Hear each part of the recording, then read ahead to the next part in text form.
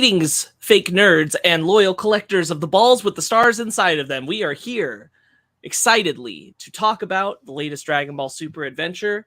It has been a long road and anticipatory wait to get here, trying to dodge spoilers, mildly unsuccessfully for some of us. And yet here we are, and we're going to get into it. But first, we got to talk about some really, really heinous shit that continues to go on at Warner Brothers and Discovery, and how some of us might be pirates. Anyway, I'm Sparks Witty, and I'm joined by Ben Magnet. Can I get a ha? And also, I just realized I don't own a Dragon Ball shirt. And I'm kind of sad about that now. Damn, and we even went to Frankensons, Ben. You had a perfect opportunity. I did. Right. I did. What the hell? And also Brandon T. McClure. Yes, I am wearing a Dragon Ball shirt that the audio listeners cannot see it. It is a couple shirt with Goten. The other side has Trunks. I should have brought my Dragon Balls. I have a whole full set of Dragon Balls thanks to you, Sparks. I should have brought those out. I have a little Shenron guy I picked up yesterday. Oh, is that the Shenron that's in the dome? Yeah. That's cool. He's a little desk dude that I picked up yesterday. Yeah, it's like the little statue that Denby uses. It's really cool. That's cool. Yeah, so Ryan's with us in spirit, but not actually on this recording because his work schedule is tough and our lives are crazy. But here we are, and I'm ready to get into it. But how's about we hear about some weeks first, Brandon? Well, wait a second. Why'd you do that? How'd you do that? How'd you do that? It's because he's magic, my friend. You just took the show from me. I did. He's the Brandon now. You just wrangled it. You just so slightly. Man, I don't give a shit anymore about this. No, question, Brandon. How high are you right now? Not very. Okay. I'll probably get worse as the show went on. But see, I only took one, and mine has this is CBD and THC, and not just THC. So I don't know how high I'm gonna get with just one of these. We'll see. No links though. No links in the description. I knew that. That's why I thought we'd just continue on to hear about your week. I got a lot. Yeah, that's why I wanted you to go first, because chunk of the things you have to talk about, I need to talk about too. Fine. Bullet Train. Yeah, great. I went to see Bullet Train with my good friend Sparks Buddy. We did. That's a very good time. Yeah, okay, so I really like Bullet Train, y'all. Yeah, I don't know. It's not like perfect, and I think the marketing definitely screwed something up specifically that I won't say, but it did. But otherwise, like I was really pleased. Brian Tyree Henry and Aaron Taylor Johnson are standouts. I really love Brian Tyree Henry, so I'm really glad he's getting such good work. This has a lot of the old film school adage where they talk about, knowing that there's a bomb under the table and all that kind of stuff. This has a lot of like things that are going to go off, bombs that are going to go off kind of thing in many ways of the plot, and you keep anticipating and waiting for them. Yep. But I thought it was really clever, really well put together and fun. It has issues, but not that many. I really had a good time. I think Brad Pitt is awesome in it. I think he's really great. He's able to play with the script in a fun way, and I think he handles the action really good. The action is fun. I mean, it's David Leitch, so obviously it would be. I think he shines with kind of making. I think that's why he was a good fit for Deadpool. Also, he kind of shines in making the action fun in a way that Chad Stahelski, who's his partner on John Wick 1, kind of shies away from. Like Chad Stahelski is very much like it can be ridiculous, but it's got to be real. Like it's got to be something. It's got to be real. But David Leitch wants to kind of make it ridiculous in a way that there's a scene where like a knife gets thrown at a thing and then stabs the dude, and it's like that's very, very unrealistic. But like because David Leitch wants to have fun, it helps this movie a lot. There's a lot of, as Spark said, there's a lot of Chekhov's guns. A lot of this is a thing, and one that I was really hoping I was wrong about. But there's something that ended up making me so fearful throughout the last half of the movie that I struggled a bit. But it doesn't hurt my enjoyment of the film. It's a lot of fun, and I highly recommend people going in and seeing powerhouse performances by actors who are just having a good time. Mm. As you said, Aaron Taylor Johnson and Brian Tyree Henry are definitely the standouts. But I think even like Joey King is a lot of fun. There's the Scorpion. What's his name? Yeah, we looked this up the last We time. did. I'll look it up. The older man that Hawkeye kills in Avengers Age of Ultron and Avengers Endgame. That's such a bad cameo for that guy. I know. Hiroyuki Sanada? I can't tell. I don't know. And I don't want to say yes in case I'm wrong, because that'd be kind of racist. The guy who played Scorpion, right? Yes, the guy who played Scorpion. I'm pretty sure that I'll double check. I'm doing it right now, Ben. Okay. In Mortal Kombat. I really like him, though. Yes, that is who that is. Very cool, Ben. Thank you. I really like him, and he plays a really fun role in this. Arguably, he gets kind of the most emotional weight in the movie. But I think he's doing a good job with it. Should have been in the movie more. I agree. The movie has a very misleading intro scene. We don't have enough going on for me to think that we have too much going on, I should say, to think we'll do a review special. So I'll just say, like, I'm not going to talk about the final cameo of who the villain is, because I won't reveal that. I thought that was mildly underwhelming, though. That appearance, that performance, I was like, okay, I guess. Sure. And I thought Joey King was better in some scenes than she was in others. There were some scenes where I was like, okay, sure, this is pretty okay. But overall the movie works. There's a credits tag that's awesome. Oh yeah, it's a great credits tag. Yeah, I really like the movie. I'm really happy I saw it. I'm really grateful that Sparks came down to see it with me. Yeah, highly recommend. Let me see that movie. I want to see it. Before I get into the rest of my week, I want to talk a little bit about Only Murders in the Building, which aired its penultimate episode on Monday, and last Monday, and will air its final episode this Monday. It's so weird to not be watching that show right now. I don't believe it's gotten a season 3 renewal. It's very fun watching it. Because I'm the opposite. I was the opposite of Sparks. I watched it after it aired, when the first season, and then for this season, I've been trying to keep up with it so that I'm with the zeitgeist. I'm with the audience, kind of discovering the mystery and having a good time. It's a great show. Still, I think there's a lot of moving parts this season, and I'm not sure how they're all going to come together. I'm really hopeful they will, because I think so far it's been like there's been a lot of like, oh right, this connects to that. Oh right, this connects to. Oh, this is what there's been a lot of that this season, and I think the first season was a lot more straightforward. But there's been there's a lot of. It's a very good show. It's probably one of the best shows on TV. The cast is outstanding. I'm really excited for the final episode tomorrow. When we're recording this, it's tomorrow. Super stoked. I can't wait. The reveal in the penultimate episode blew my mind. Yeah. I'm happy to hear that. I'm excited to watch it when I'm with my partner again. Yeah, because you and Megan were watching it together. It's true. Yeah.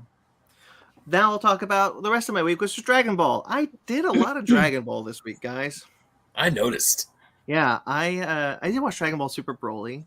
Just kind of because I needed a palate cleanser after watching Dragon Ball Z Broly Second Coming and Dragon Ball Z Bio Broly. I need to be like, oh right, Broly's a good character now. Broly's a good character now. Second Coming, I'll talk about first. I think it's fine. It's worse than the first Broly. Dragon Ball Z Broly, the legendary Super Saiyan, the first film. Broly in that film at least has a bit of a personality. It's kind of like he's kind of like this psychotic brute in Legendary Super Saiyan. But Second Coming, he doesn't really have any dialogue at all, and I found that to be rather strange. It's just kind of this imposing force that the Z fighters are trying to fight. The benefit of the movie, I think, if you take out Broly and you kind of put in a lower stakes villain, is that it's a really good adventure with Goten, Trunks, Videl, and Gohan. And it's just those characters throughout, because at this point, Goku's still dead. So he can't be the star of the film. And I think even though Gohan shows up like pretty much halfway through the movie, towards the end, I think Videl, Goten, and Trunks. I forgot how much I miss Goten and Trunks. Super hasn't really been giving them a lot to do, and I think that's a bit of a bummer because I forgot that I liked those two characters. I like pairing them together. I think that was a good idea, creating Goten so that Trunks has someone to bounce off of. And I liked their inclusion in the movie, and I really appreciated that Videl got to be part of the action because again, Super Videl is kind of having like Chi-Chi syndrome where you kind of forget she used to be a badass fighter. And so so I was really happy to see that essentially. Goku shows up at the end because of course he does. And I don't love that they were like, and then Goku's here to save the day, but the family Kamehameha between that Goku, Gohan, and Goten do, it's a very very famous image. Yeah, it's pretty cool. And that kills Broly. So how could there be a third Broly film? Stupidly, that's how. Bio Broly is really bad. Bio Broly is so bad. Mercifully, it's only 40 minutes. It's really short. But it's not good. However, in the same vein as Second Coming, Bio Broly, you take out Broly. You know what? They already did. It's not even Broly. It's not a Broly movie. It's a sludge monster movie that they decided to call Broly. Yeah, it's true. And the benefit of that film, though, I think, is once again, Goten and Trunks are the main characters, and then 18. Mm-hmm. And I think that's really cool, seeing those characters interact together. Having Goten and Trunks, again, I think are a good pairing. I enjoyed seeing them kind of be the stars of this movie. And Hercule, too, right? And Hercule's in it a lot, too, yeah. And, like, you don't get... there's no Goku to save the day at the end. These are particularly interesting, this film and the next one, Ben, because these ones take place during the Majin Buu story. Yeah. Oh. So this is like while the other fighters were off dealing with the birth of Majin Buu, this was the immediate aftermath of 18 throwing the match with Hercule at the tournament to let Hercule be champion and being like, "Yo, Hercule, pay me my money." And Hercule's like, "Oh, I have to go deal with this other thing also." And 18's like, "Fine, then I'm coming." Yeah. You know what? I remember watching that episode. It's not the when she threw the match. Yeah, when she threw the match, like she has Hercule in a headlock, and she tells it, and she does all the math in front of him, and he goes, okay." And then Krillin is there too. Also, Krillin. Bad, because if you think about it, I think it was either Brandon or Sparks who once said that if you think about it, Krillin is the strongest human on Earth. Oh yeah, yeah, well, he is. Poor guy. I don't know if that's true anymore. I think Tien might be the strongest. Yeah, Tien is pretty powerful. Via Tournament of Power time period, I think Tien might be the strongest. Ben, you'll watch that episode, I'm sure, someday. Maybe. You should watch Super, Ben. I know. I started watching Super. I mean, he should also watch all of Z. He should also watch all of Z. All right. And I think so final thoughts on Bio Broly. It's kind of just whatever. And but you know, there are worse ways to spend 40 minutes, I guess. If you want to see Goten and Trunks just kind of be Goten and Trunks in a good way, then watch Bio Broly. You could do worse than Bio Broly. Not by a lot, though. Not by a lot. I had a handyman over this week, doing odd jobs around the house, and I feel really bad when people are working in my house and I'm not, because I'm not a handyman. What am I going to do? I'd be a hindrance to this man, but I feel really bad. So I was like, you know what? I'll read. So I don't want to watch TV because I feel like that would be rude. So I'll read. So I caught up on Dragon Ball Super, the manga. I read the whole thing. Nice. I finished the Moro arc, which I had in a volume form, and that was really cool. There's this thing that Ultra Instinct can do where Goku turns into Gurren Lagann. That was kind of neat.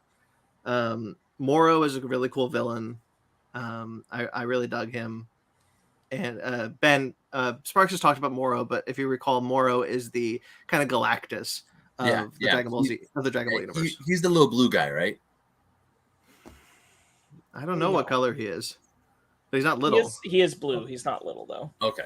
The little blue. You mean Zenosama?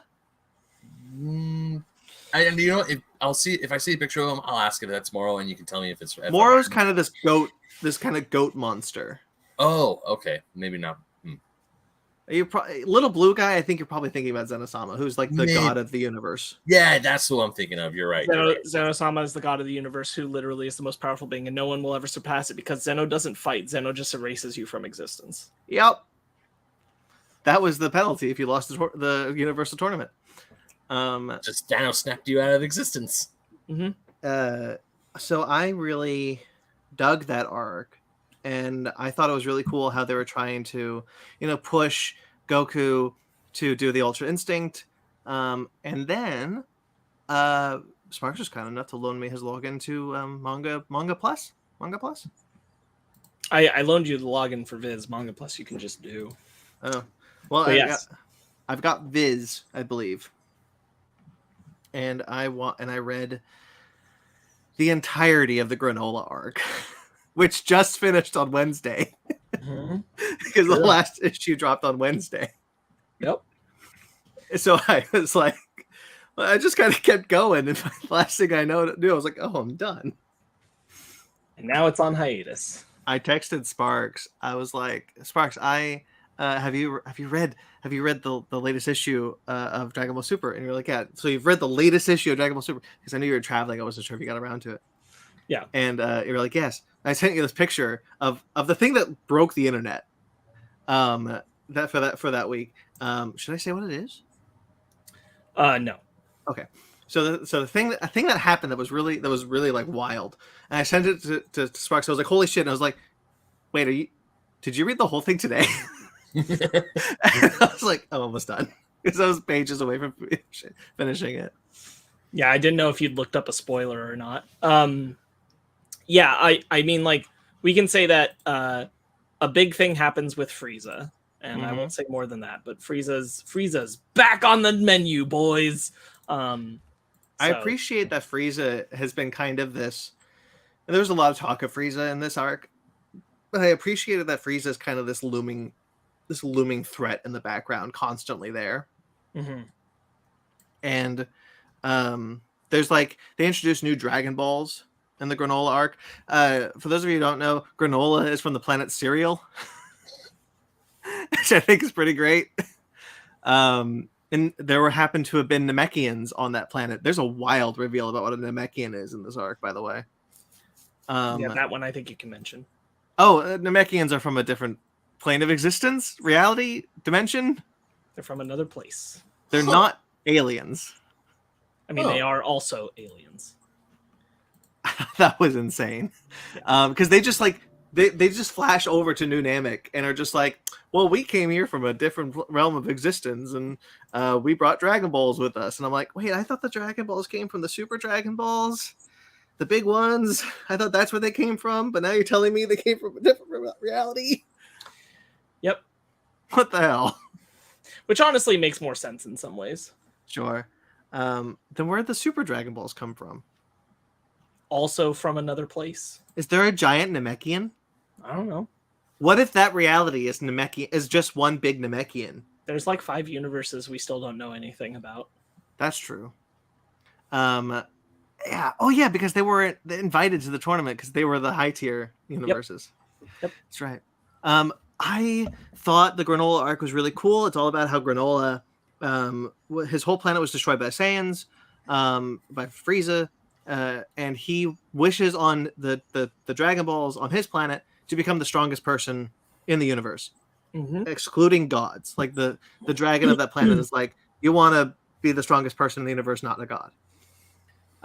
So he, and there's like a thing where like the dragon's like, I can only unleash a latent potential, but I can condense all the years you will have of training and power that you will accumulate into one big power up, but it will take all the years off of your life. So it ends up removing like 150 years off of his life, and so he's only got 3 years left. I like the new dragon design, by the way. I thought it was cool. Yep. I'm really stoked for the next arc. And I don't want to say too much about because I don't want to say too much about the granola arc because there's a lot of really cool stuff. Goku is trying to perfect Ultra Instinct. Vegeta is trying to perfect something different. And he's like, I don't want to copy Kakarot anymore. I want to do my own thing. And Beerus trains him to do a thing, and it's pretty cool. Get to learn about Bardock. We get to learn a lot about Bardock, which I didn't know because I kind of did some background digging. People really mixed about the Bardock reveal, considering people think that it really it.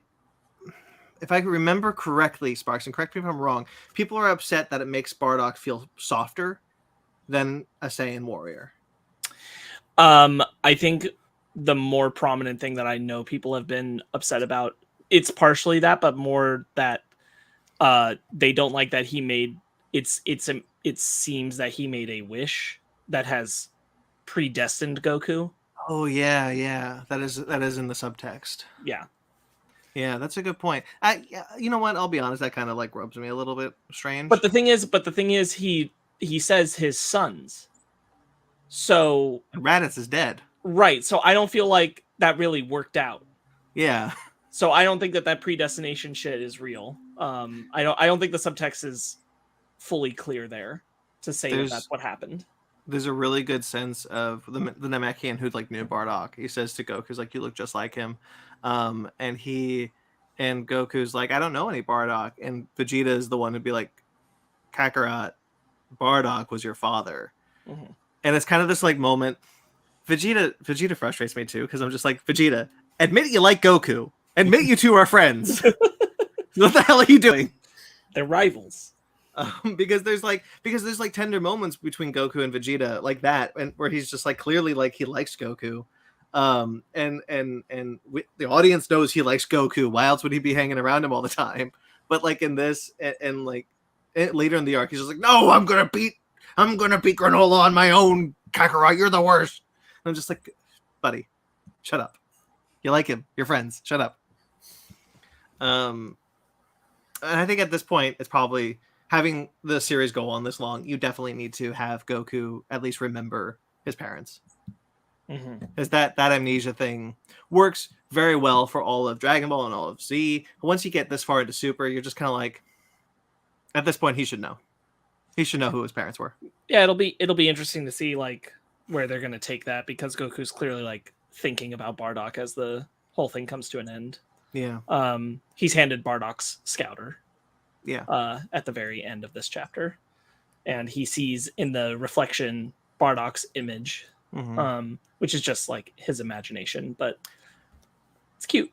There's a guy in Broly. There's a Saiyan in Broly who has got a scar on his head, and we see how he gets that scar. His name is Leek, and we see how he gets that scar in the flashback in Granola. I thought that was funny.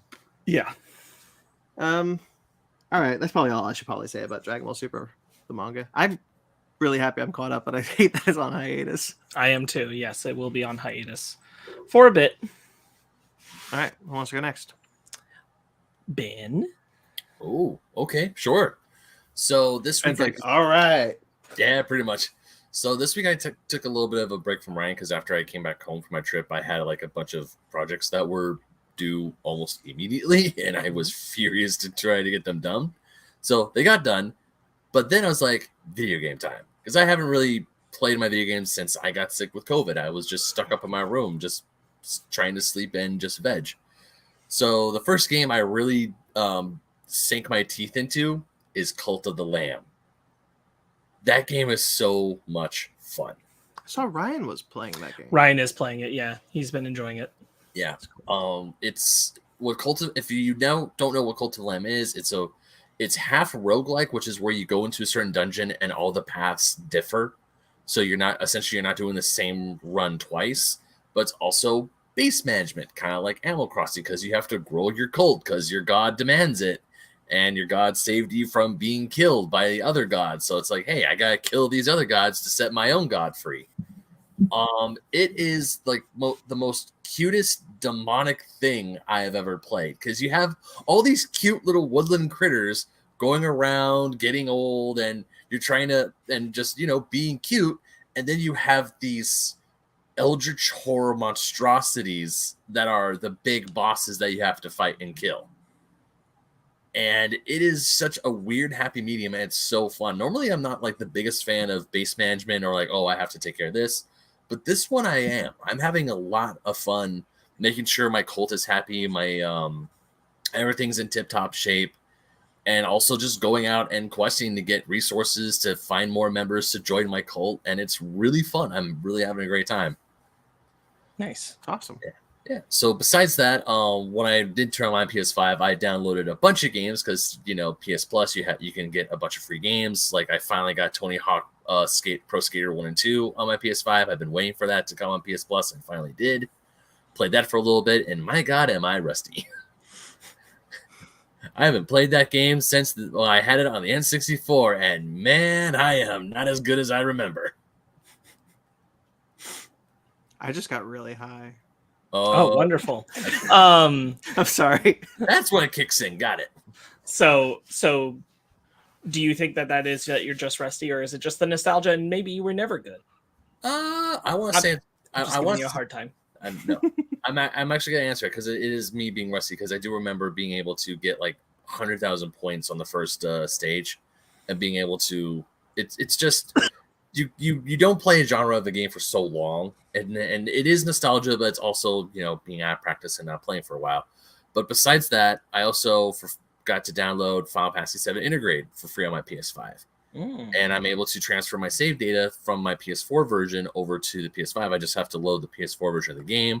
So I have the PS5, the high-spec PS5 version of Final Fantasy VII Remake, plus Intergrade, which in total should have cost me $80. Instead, it was free because I'm a PlayStation Plus member. So I'm like, nice. Neat. And finally, I also caved, played a little bit of the tutorial, and haven't played yet because I've been wanting to play with Sparks. I finally downloaded Multiverses. You can play with Ryan too. Ryan's like a beast. Yeah, I need to play with you guys. So I finally downloaded that. I haven't really touched it. I played a little bit of the tutorial, and then I went back to Cult of the Lamb. Did I play that this week with you, Sparks, or was that last week? You did. You tried Multiverses. Oh, yeah. I also downloaded Multiverses and played a bit this week. Yes. Yeah. Also, this week I played a little bit of Elden Ring with Grayson, so that was always fun. I also need to get back into Elden Ring and beat a certain boss. And besides that, Sparks and I went on a little adventure yesterday to one of my favorite places ever, Frankenstein's, and that was fun. With Grayson. Yeah, we went with Grayson. We went with Forrest. With Forrest, yeah. It was Forrest's first time ever at Frankenstein's. Kid in a candy store, my gosh. Oh man. It was amazing. So we're going up and down the first two aisles, and Forrest is all like, "There's so much thing. There's so many things. There's so much greatness." And then it's like he looks at me. He's like, "How much more do we have?" I'm like, "My guy, we got like 10 rows left to do." All of this. And not only that, there was a thing going on called Anime Days, which is like a little anime specific vendor booth that was happening in the corner of the store. And I was like, we even have to go through that. There's so many things. For people who don't know, explain Frankenstein's. Oh, yeah. So Frankenstein's is essentially a nerd swap meet. Like Wednesday, Saturday, Sunday, you have a bunch of vendors selling a bunch of stuff. I'm talking toys, video games, anime merch, sports paraphernalia, anything that is considered collectible. There's a booth that sells Blu-rays and DVDs. There's a booth that sells Hallmark ornaments. There's a booth that sells old Disney merch. It's like, if you can think of any sort of collectible, chances are you could probably find it at Frankenstein's. Mm-hmm. And even then, they have other special events that are specific to a certain thing, i.e. Anime Days, or when I was sick or I was in England, they had a video game buy-sell trade event that was sponsored by SoCal Gaming Expo. Yeah, so if you're in the LA area and don't know who Frankincense is, you should check it out. And if you're not, that's what Frankincense is. Yeah, frankincense is great. I have a feeling we might get some Japanese audiences watching this video. Oh, okay. So just in case. All right. Yeah. So frankincense is awesome, and I also got a free piece of art yesterday. That was really nice. If you saw my TikTok or my Instagram page, you know what it is, and that was really cool because the guy had the thing. It's like, hey, everything in this box is $15, and I saw the thing. And I was talking to him. I was like, man, this is not fair because this is really cool, and I've seen the ad before, and I really wanted it. And the guy was like, well, just take it then. I'll just give it to you. I need to get rid of these. And I'm like, are you sure? He's like, yeah, man, I'm sure. Here you go. Have fun. You know what it is. You know what it's about. Take it. So you paid $600 for the Nintendo PlayStation. For the Nintendo PlayStation ad that ran in Toys R Us, yes. Yeah, that's wild to me. I never saw that when I was a kid. There's only one prototype that ever existed. And do you know why it didn't happen? Your TikTok video cut off halfway through on your Instagram story, so I don't know how it ends. Son of a bitch. Yeah, I know how it ended. So what happened was Nintendo and PlayStation were this close to making a deal with making the Nintendo PlayStation. Nintendo backed out at the last second. Like Nintendo Japan literally backed out. And behind closed doors, they made a deal with Philips. And they did, and essentially they left Sony high and dry. Because the ad ran in Toys R Us, and the Toys R Us advertisements you get in the mail. People seen the prototype. They know it was going to be a thing. And everyone was shocked because the entire gaming world was thinking, oh my God, this is when Nintendo's going to announce their partnership with Sony. This is going to be amazing. And they're like, wait, what do you mean Philips? And What's because Philips? of Philips is the company that created the CD-ROM. I see. Yeah. And they also created a video game machine in the 90s called the Philips CDI. And that's how we got 3 certain Legend of Zelda games that Nintendo licensed, but since have stepped very far away from because they are not good games. They are horrible. Now, is this Nintendo PlayStation? That became the PlayStation 1, the PlayStation, right? Eventually, Sony was like, you know what? Yeah, we're gonna do this ourselves. And so it predates when Sony got into the console. Yes, it does. Okay. Yeah. So I was asking. Yeah, fun fact, Sega also approached them about wanting to make a deal, but I can't remember exactly if it was Sega who backed out or if it was Sony who was like, nah, we're going to do it ourselves. And they did. So eventually, they did it themselves, and it's possibly Nintendo's biggest mistake.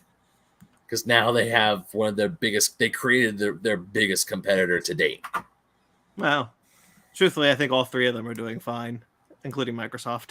Mm-hmm. Anything else, Ben?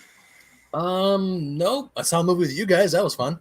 That was fun. We'll talk about And we'll talk about it in a bit. That was a very interesting theater too. I'm sorry. I just want to talk about because I've never been in that theater before. I never knew it was a thing. And I'm like, this is very interesting. I kind of like the vibe.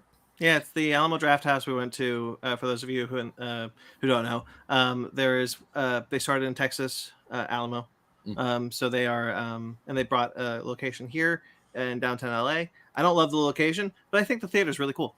Yeah, I'm not gonna lie. When I was driving home, I went to my GPS took me to a part of LA to get to the freeway that was very sketchy, and I did not feel comfortable. And the whole time, I hate driving in downtown. Downtown LA is the worst. The only time I'm okay with driving in downtown LA is when I'm going to a Kings game or I'm going to the LA Convention Center. That's it. Not even then. Sparks? Yo, it's my turn. Brandon engaged with so much Dragon Ball content, but he absolutely refuses to give free-to-play Fortnite a try, so he is not checking out any of the Dragon Ball content that is ripe and raring to go over on Fortnite right now, y'all. What a wonderful event it is. They have gone all out. You can do all your transformations. They released a charging emote, so now every single character in Fortnite, if you earn the points for it through the event, is able to do the charge up, which is just ridiculous. You have things like Batman and Zendaya and Ariana Grande doing the Dragon Ball charge up, baby. Darth Vader is doing it. This is what the internet was made for. Oh yeah, the internet is having so much fun with the Dragon Ball thing. So you can what? So the transformation has got. So, Super Saiyan. Super Saiyan Blue and Super Saiyan Ultra. Yeah, and so Ultra Instinct? I'll give you a rundown. So what it is you get Goku and Vegeta. Both of them have their transformations into Super Saiyan, their transformations into Super Saiyan Blue, and then Vegeta transforms into his Hyper Blue form from the end of Super, and Goku can transform into Ultra Instinct past that. And you get all those in one lump, and you charge up through them, and you get the charging emote for them. It's great.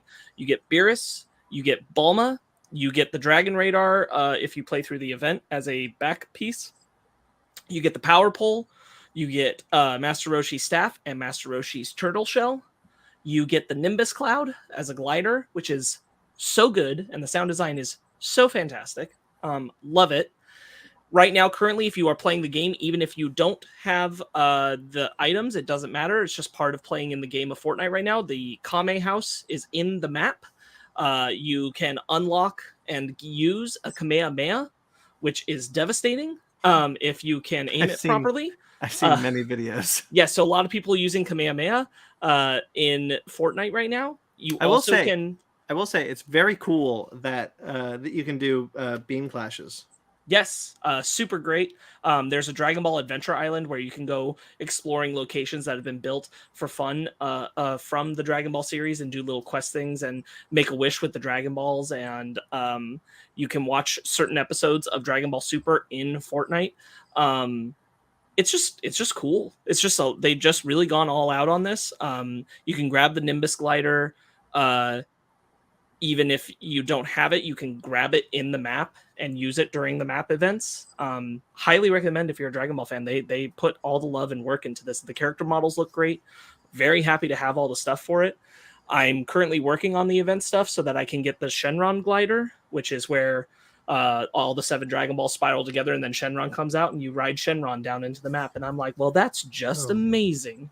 Ain't that nifty? I think this is what's going to get Brandon into Fortnite. The Shenron glider got you, didn't it? It was everything I said, but then the Shenron glider got you. Sparks, cool. I think I know what we're doing once we're done recording with the show today. So here's the thing, Brandon. You could go into the game and not spend a dime. Not spend a dime at all. You won't buy the Dragon Ball characters. You don't have to buy their skins. That's okay. You can still play the event and get the Shenron glider. You can still do that for free.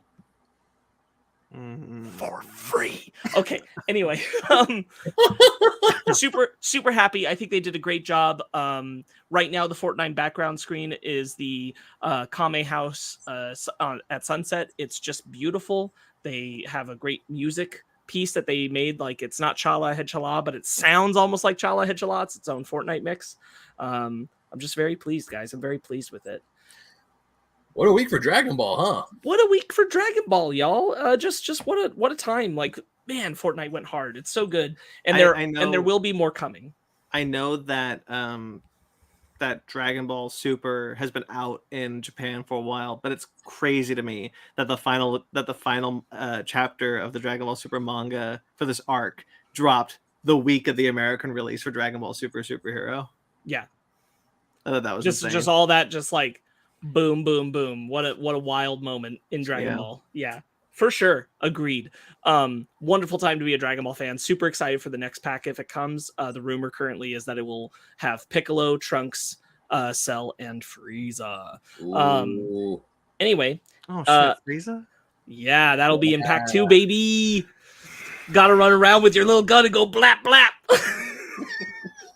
See, like, I want to see the game. So Fortnite does interest me. I'll be honest, like, it does. You guys talk about some really cool stuff, but it's just a shooter with skins, and I'm like, but that's the thing is like, shooting is not the reason I enjoy playing Fortnite. It's for all the other dumb shit you get to do with your friends on the island with these absolutely gorgeous character models because they have the money to make all these character models look insanely good. Oh, that's probably a bad analogy, but I was going to say it's like Ready Player One, but the super early beta of Ready Player One, where you can just do anything you want with these characters. Like, I have a Stormtrooper giving the Vulcan salute.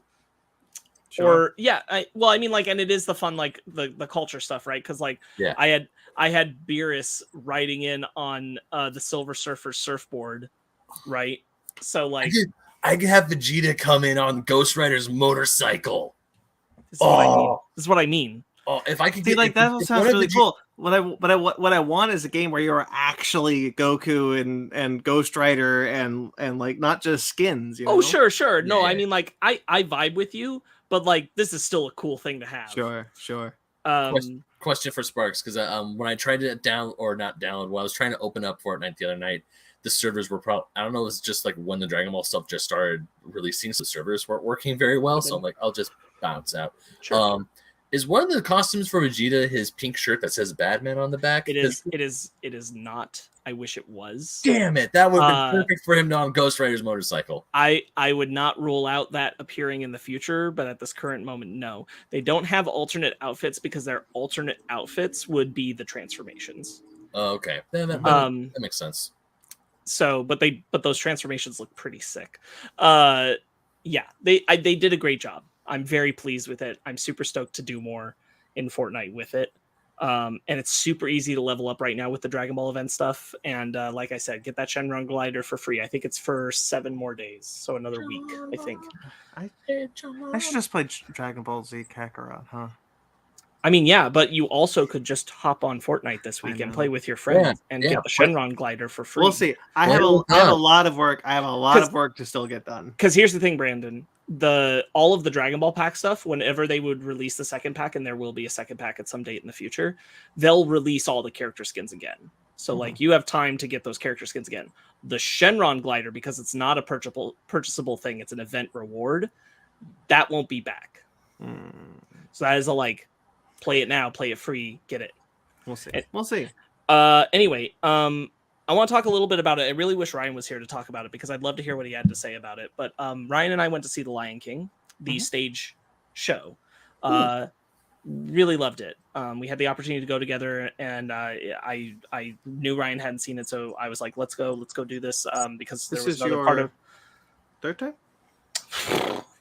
Oh, honey, this was my 8th time. Seeing the stage show for Lion King, you've seen it 8 times? I've seen it 8 times. Wow, I've only seen it twice. I've only seen it once, and one of those times was in Mandarin.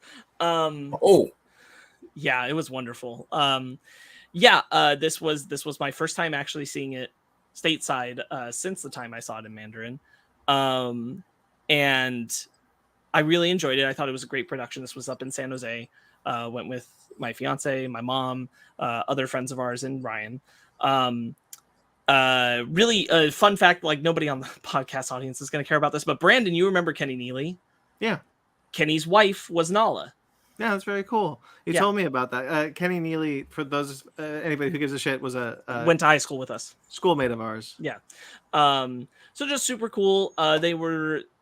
It's a fantastic show. It's still a fantastic show. It remains a fantastic show. It was all the more. I did have a wonderful moment with Ryan where I was saying, like, now that you've seen this, and this was my first time seeing it since the Jon Favreau movie came out. I was like, you can see why I said, like, they had all the tools to make something cool and artistic right here. Like, not that they needed to like release a film that is the stage show, but I'm like, you could have gone with like more tribal elements, more things representative of what the show is doing, rather than the route they took.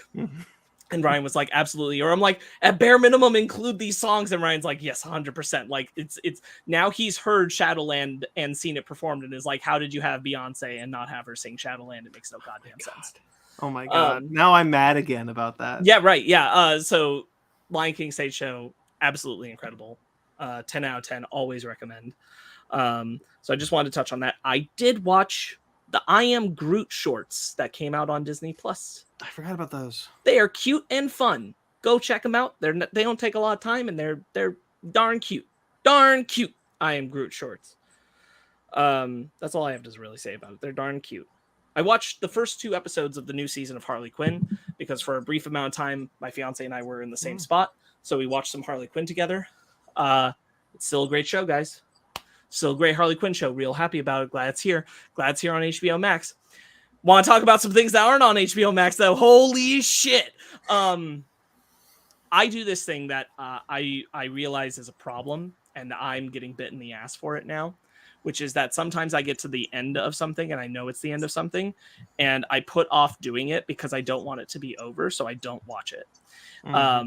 And I did that with a show called OKKO, Let's Be Heroes. That was a mistake because that show is Bye-bye. So I tried to watch unsuccessfully. I did not get through all of it. I tried to watch all of the last season of OKKO before it was taken away. I got through a little over half, but I did get to a very important episode that Ben, damn it, did you watch it? The Sonic one? Yeah. I was gonna ask you if it's still up there, but son of a bitch. Okay. You did tell me, and I did want to watch it. Just like I was like, there's so many other things. Oh, I've heard. I haven't looked into it myself, but I've heard that OKKO is still on Hulu, but I'm not sure if that's only like a Hulu Live TV subscription. I remember because also... when I started watching OKKO, it was on Hulu, but it was like regular. It wasn't live, so I'm gonna double check right now. Yeah, it is also available on iTunes. That's true. It's also available on my computer. It is. It says seasons 1 through 3 on Hulu.com and the Hulu app. Great. So OKKO, it's still right there for the moment. I highly recommend watching that show, guys. It's Ian Jones Quarterly making it with his team. Fantastic show. Truly love it. And the Sonic episode, I really want Ben to watch because the Sonic episode is such a it's such a love letter, Ben. It is such a love letter to so much Sonic. The amount of references. There's literally like a moment, Ben, where they cut to Sonic and they animated him exactly like in pose, in the way that he looks over at the other characters, to be the way he is in the Sonic OVA when he's sitting in the lawn chair. They just like, they pull out every reference you could possibly think of. It's so good. Really love it. And it just exemplifies what OKKO is so good at doing is just like loving the medium of the things that it enjoys. Yeah. I remember you sent me the very first 20 seconds of the show where OK's talking to the other kids in the store. Yeah. I forgot their names. It's been so long since I saw Rad and Enid. Yeah, Rad and Enid. And he's doing the Sonic things, and he's even staring at them and tapping his shoe just like Sonic does. Yes. And I'm just like, I need to watch the show. It's so excellent in unbelievably ways.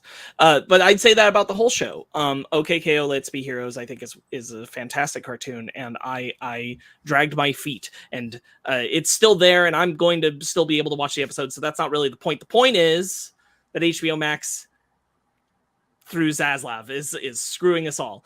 And there's another show. There's another show. I assume we'll get to that because when I open up the drive, we will. But I need to talk about it here because it's the reason I did things I did this week.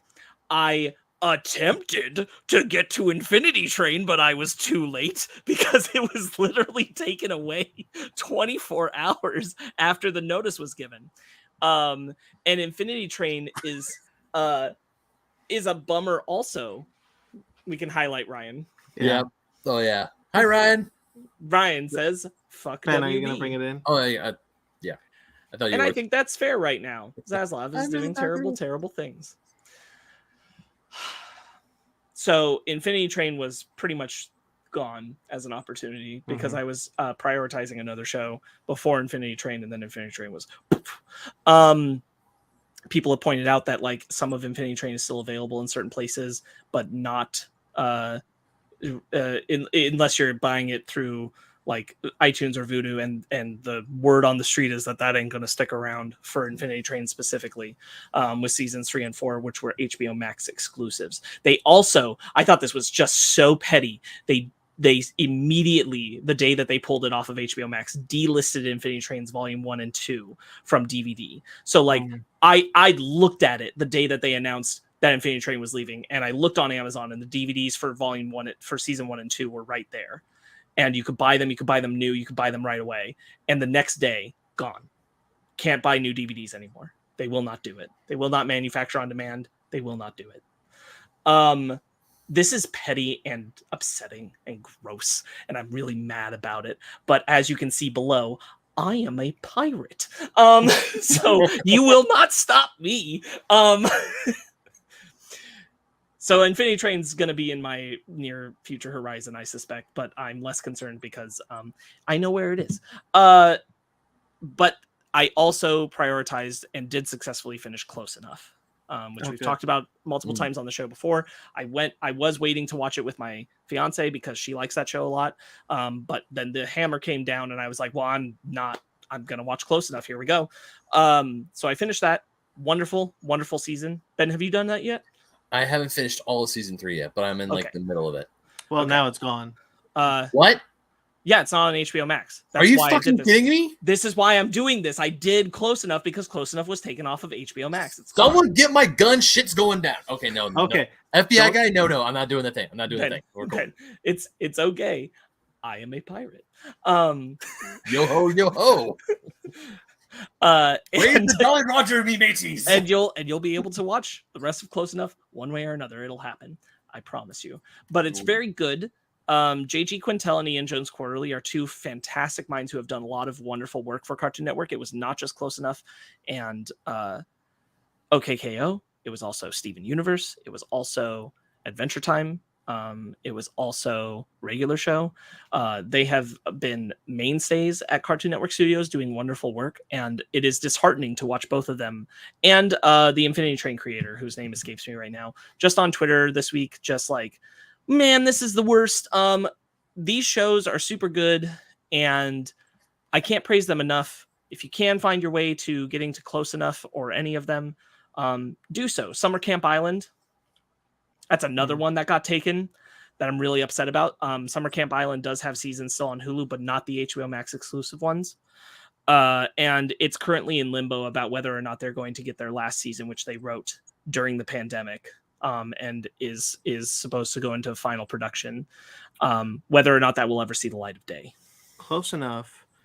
What I found particularly frustrating about Close Enough is that it was just canceled not long ago. Yeah, and you don't even give people time to grieve. No, it's like, so the thing is that this would be a broader discussion topic one day, but like I was thinking about today, and I'm like, it's really upsetting that like there are fantastic shows like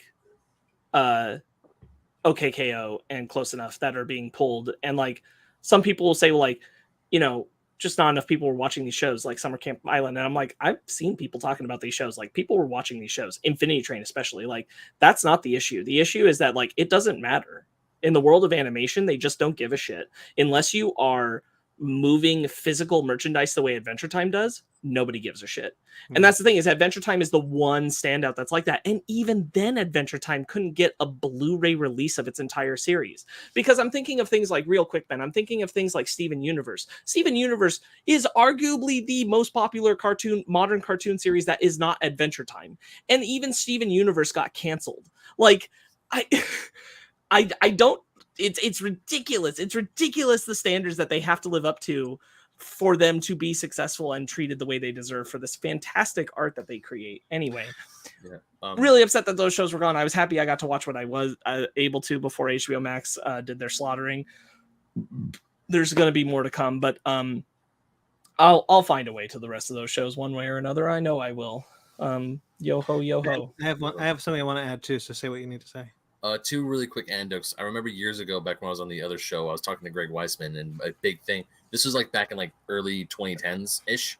You're bringing up Young Justice was canceled because of no merchandise. Yeah, no merchandise sold. So it's like, hey, buy the toys. It's like, well, where are the toys? So that's one thing. The other thing, just a little side note about the Close Enough thing. My roommate he has his own boba business. Like, he does events and parties, and he was hired to do an event at the season 3 launch party for Close Enough. And he was really excited because all of us here at the house love that show. Right. And he was trying to meet JG Quintel. He was trying to, I think he saw him from across the room. He was like, holy crap, he looks exactly like Josh, because it's him. And now that it's canceled, it's just it hurts my soul even more, because that was such a good show. Yeah. Instead of saying what I was going to say, I wrote down a topic for us, so we'll do that at a later time. So stay tuned for that. Okay. Shall we get into our topic? By the way, we're not doing book club this week. It was Ryan's turn to do the book club. We're skipping it. It's going to be next week. Yeah. If Ryan is on. So yeah. I'm sure we'll touch on more of those cancellation stuff later in the news. I had to kind of address it because it was responsible for the reasons I consumed what I did. Yes. So we get into our bread and butter. Nom nom nom nom nom.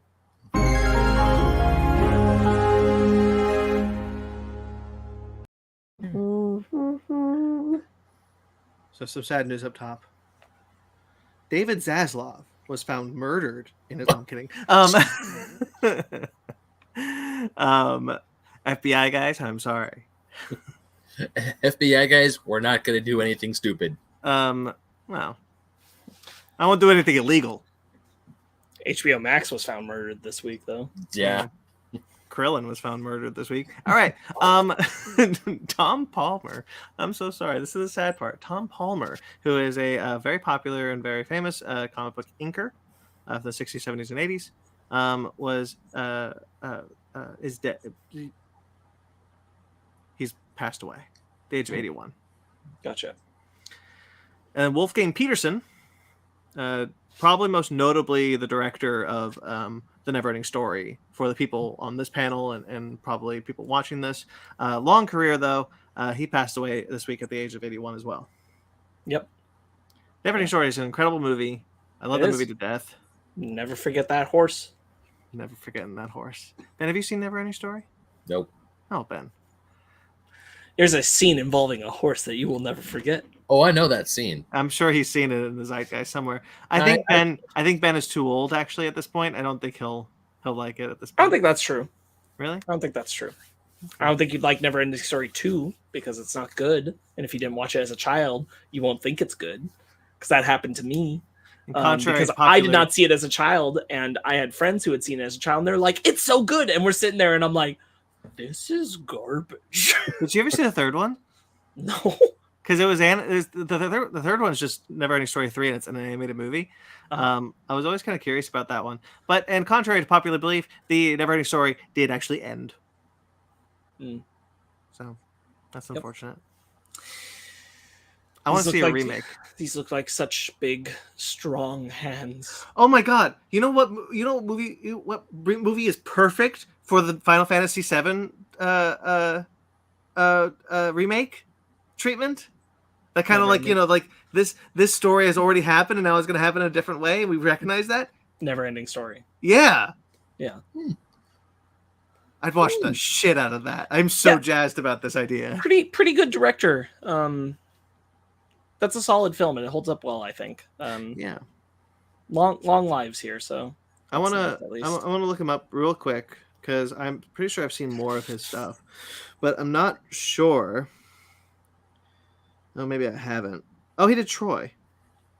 Troy's a pretty good movie. Yeah. Air Force One. Yeah, Air Force One's a great movie. Yeah. There's good work there, for sure. Yeah. Wait, Troy's in Brad Pitt Troy? Mm-hmm. Mm-hmm. I really enjoy that movie. Yeah. A good career. I agree. Okay, so let's move on. Okay. You guys remember Ferris Bueller's Day Off? I do. I've heard of it. Have you seen this, Sparks? No. You don't get to do that, Ben. You don't get to do that.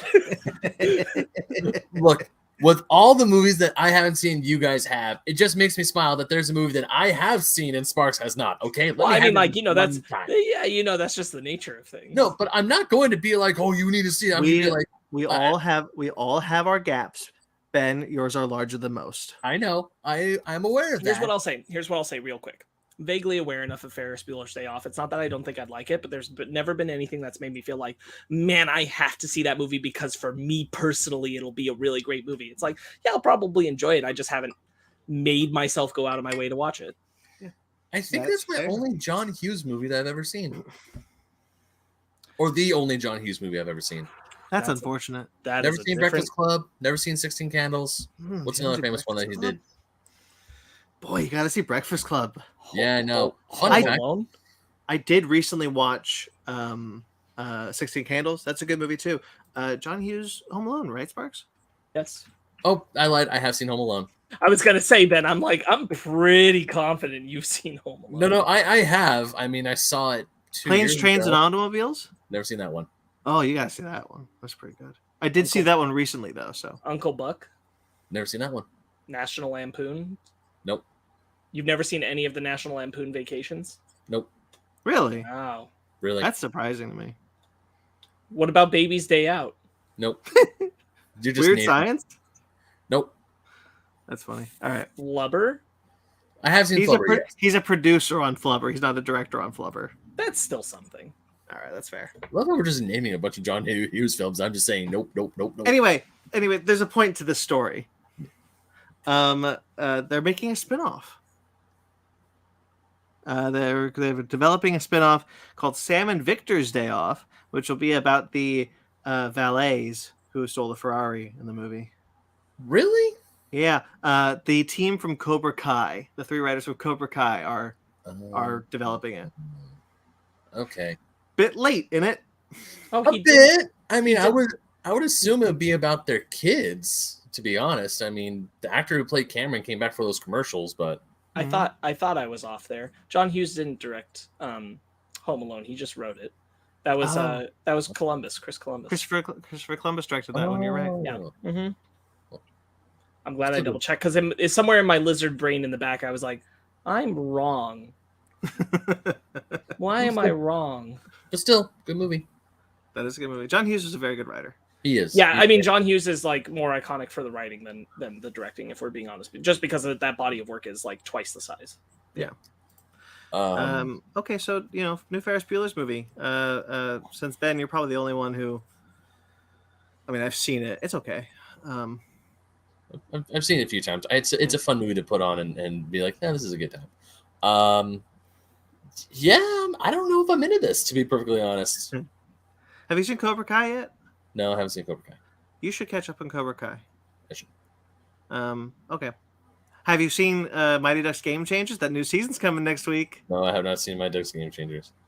I really like that I know more about the Mighty Ducks than you at this point. Yeah, I think it's really funny just because Ben had the strongest opinions about that show before it came out. Yeah. They're not the Mighty Ducks. Ben, they've never been the Mighty Ducks. Okay. I wish Ryan was here once again because the rehearsal, I put in the news, the Nathan Fielder film series on HBO Max was renewed for a second season. That's cool. Mm-hmm. A little confusing, but it's cool. Have you watched this, Sparks? No, I mean, I want to. It's only confusing because of the What's HBO happening? Max of it all, yes.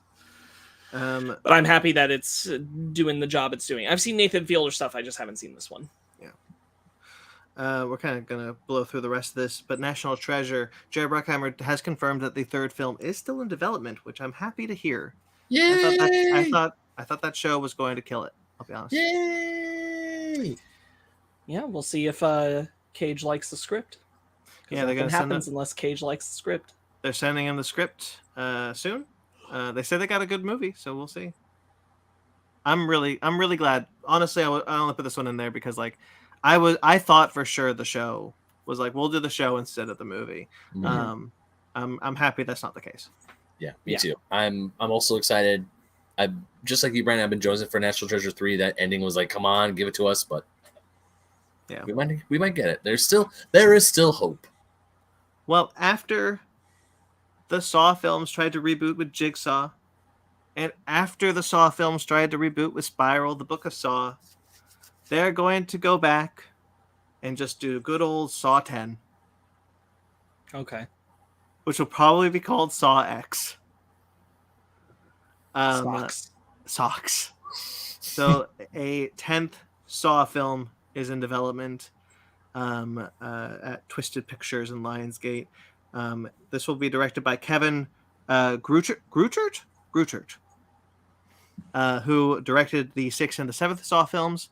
Probably the two best that Lee Winnell didn't work on, because he worked on the first 3. Yeah. So good. I'm okay with this. It's a shame from an outside perspective that Spiral wasn't better, because I feel like as an idea of like reinterpreting and branching away from the Saw franchise, that was probably smart. Mm-hmm. It's just a shame it clearly didn't take. Yeah, Spiral's not a very good movie, unfortunately. I was really rooting for it. Because I kind of like the Saw films. And I was just so disappointed with Spiral. And I understand the need to go back to John Kramer. Because if Spiral didn't work, you want to kind of try to be like, okay, well, let's bring back Tobin Bell. And that's fine. I'm okay with that. But it is kind of a bummer that we feel the desire to revert. The writer, however, gives me less confidence. It's going to be written by Josh Stolberg. Now, in fairness, he did say this is the best Saw film he's ever written, but he wrote Jigsaw and Spiral. Those are the only Why- 2 Saw films he wrote. Why are we going back to the same well if we decided that well wasn't working? Yeah, that's really weird, right? Okay. Somehow he got a chance to write a 3rd Saw film. That's really weird when it's like, okay, we're gonna have this movie that's gonna like relaunch the Saw franchise. That didn't work. Okay, get that writer back in here. We're gonna give him another shot. Oh, that didn't work. Okay, get that writer back in here. We're gonna go back to the old formula, but with this writer. Yeah. You want to get me really interested in a Saw movie? Get Lee Winnell back. Yeah. Lee Winnell wrote the first 3 films. They're great. I'd rather first see one's- I'd rather see Lee Winnell just keep doing different things. I agree. I'm not saying I don't. I just like you want to get me interested in another Saw movie. That's how you do it. All right, Superman and Lois news. Jordan Elsass, who plays Jonathan Kent, has left the show due to personal reasons. Jordan, who plays Jonathan, not Jordan. Yes. Oh, right, because Jordan Kent is the other. Yeah, kid. I think that's funny. That's confusing. So he didn't show up in Vancouver at the date that was allotted for the cast to return to Vancouver. He did not show up, and he didn't tell people that he wasn't going to show up until after. He made a statement. I'm leaving for personal reasons. No one knows what those reasons are at this point, but he has made that decision, and the role of Jonathan Kent will be recast. It's a bummer. Huh. Okay. The only person who's probably caught up with Superman and Lois Sparks. Yeah, no, I'm not. No, you're not. Nope. How far are you? I haven't touched season 2. Oh, neither have I. I haven't finished season 1. Yep. Also something I was watching with my fiance and Ryan, and we don't live in the same place and haven't for a while, so. That's true. Yeah, that kind of sucks, but all right. Yep, that's a bummer. He was good. I hope he's okay. Same. That's not generally the sign of someone who's doing okay. Yeah. All right, some reading news. It's comics and books. Reading Rainbow. All right. Invincible Iron Man. We know that Christopher Cantwell is leaving Invincible Iron Man. Now we know who's taking over. Jerry Duggan and Juan Frigeri. They're going to be taking over Invincible Iron Man after Cantwell leaves. This will see Stark at his lowest point, having lost everything, when a cavalcade of killers are hired to kill him. That's basically what the setup will be. Cantwell's a hard act to follow, but Mhm. best of luck to the team. It's cool. Victor Lavelle's Sabretooth miniseries ended recently. It has 5 issues. Yep. It'll be following it up with another Sabretooth miniseries That's fun. called Sabretooth and the Exiles. Cool. Orphan and Nanny, Orphan Maker and Nanny and Orphan Maker. Mm-hmm. They're in this book, by the way. Cool. They're some of the Exiles. Victor Lavelle and Leonard Kirk on art. It's going to be another 5-issue miniseries where Sabretooth will now be out of the pit now that he's escaped. And he and the other exiles in the pit will cause some trouble. Interesting. Yeah. I like Happy it. to see that continue. The 5-issue miniseries thing has been fun in the X-Men line, so that's cool. You should do more of it, honestly. Did you read the Juggernaut one, yeah? No, I haven't read the Juggernaut one. No. Oh, you should read the Juggernaut one. It was good. I heard.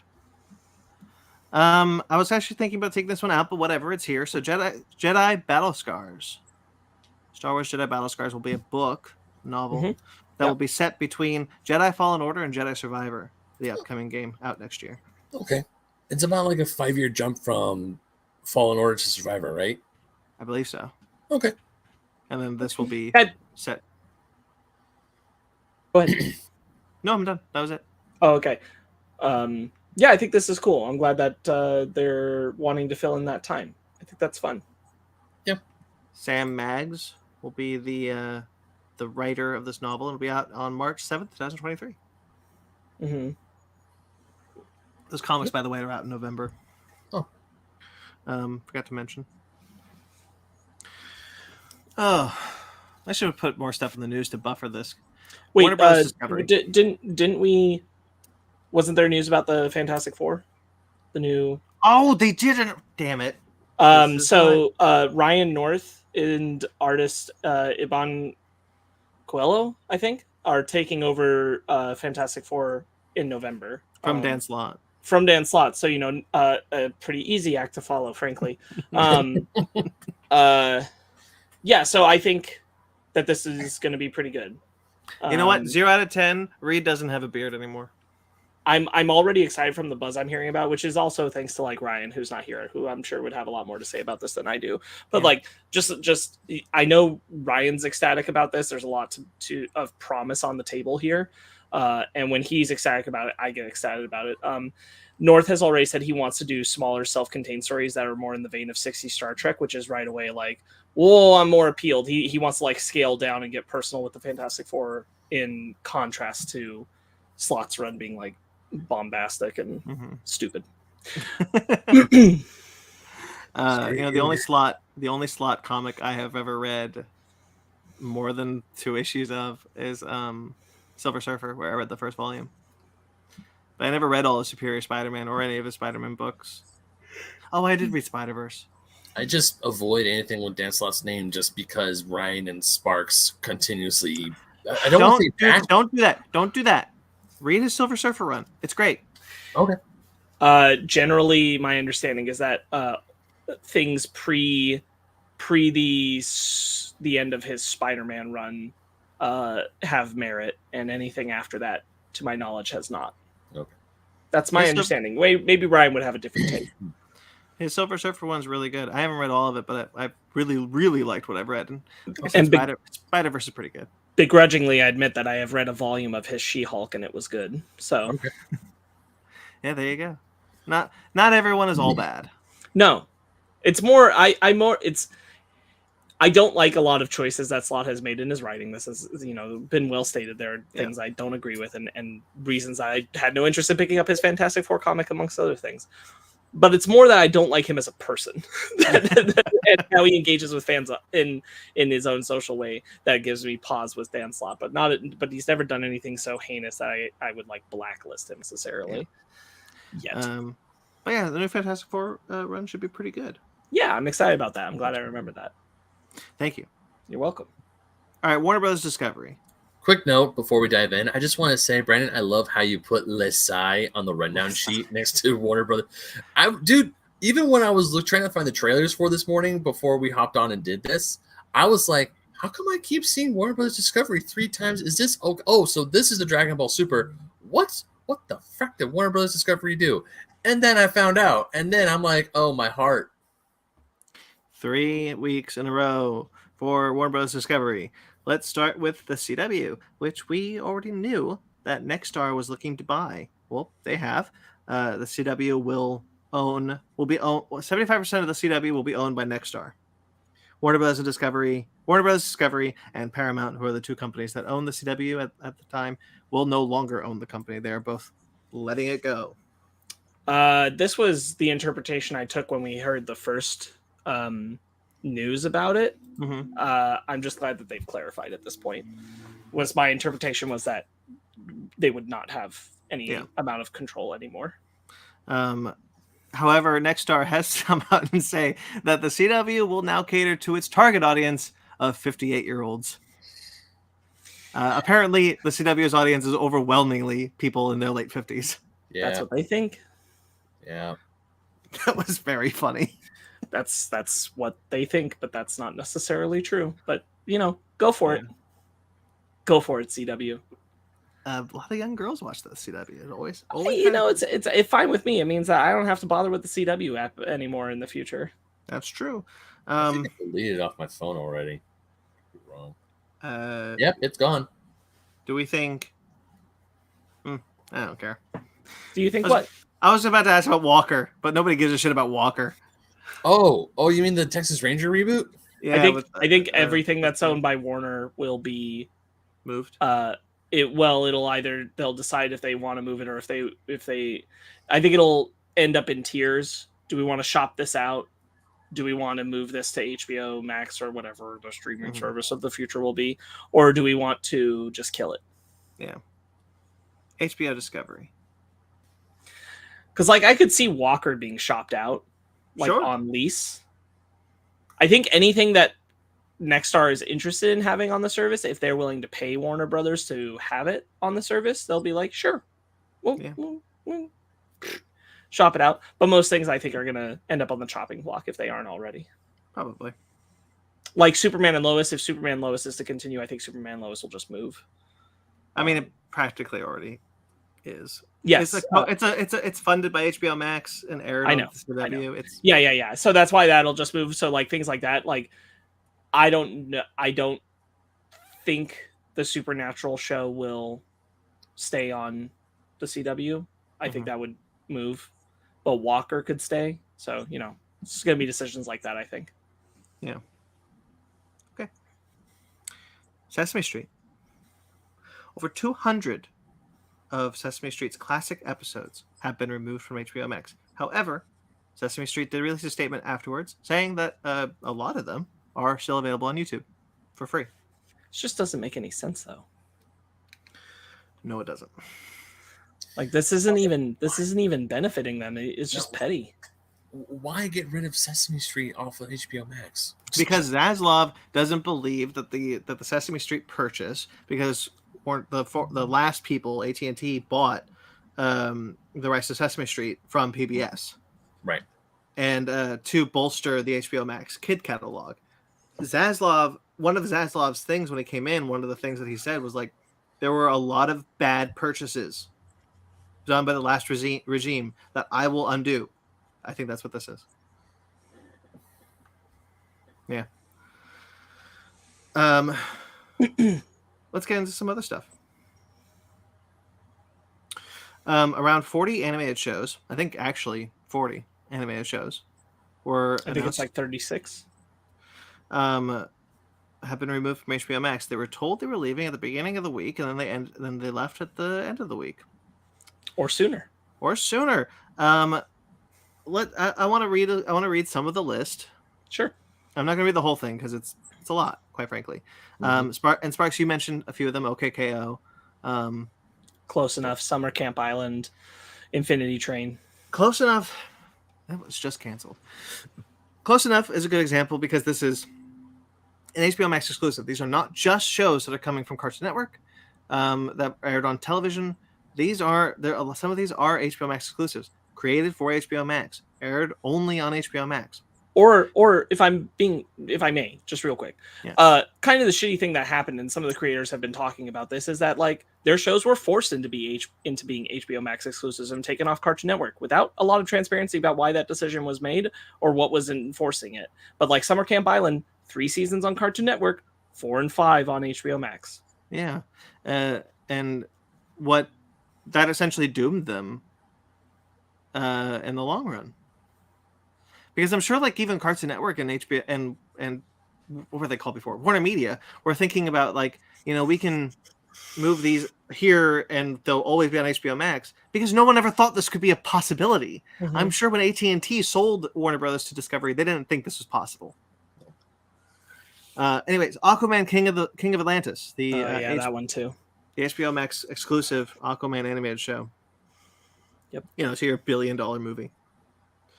OKKO, Pac-Man and the Ghostly Adventures, Uncle Grandpa. Mm-hmm. That was one that's gone now. Ellen's next great designer, Elliot from Earth, and more. I won't name any more. But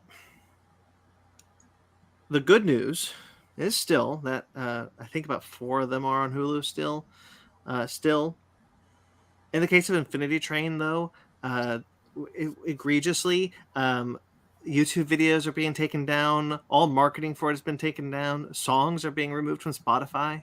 Mm-hmm. And all but 2 of the shows are available to purchase on iTunes. Yep. So there is also that. Pirating is not the only way. If you have the funds and the resources to buy the $3 episode, 100 times, do so. Here's the thing, though. You making that purchase now does not benefit the people who worked on the show. Yeah. That's kind of the shitty thing here is like, people will say like, well, buy it. So you're supporting that is now because of what they're doing. That is not the case. Buying these shows on iTunes and Vudu doesn't help the creators at all. Doesn't support them at all anymore. Yeah, the reason that has been given by Variety, and now mind you, Variety is speculating based off what they have heard, so this could not be the official reason. Certainly, David Zaslav is not going to come out and say it is. It is likely, though. The reason is because they don't want to pay the residuals for these shows because they look at them as they are not performing well. We're going to take them off, and we don't have to pay the creators anymore, which is very, very messed up. Yep. I'm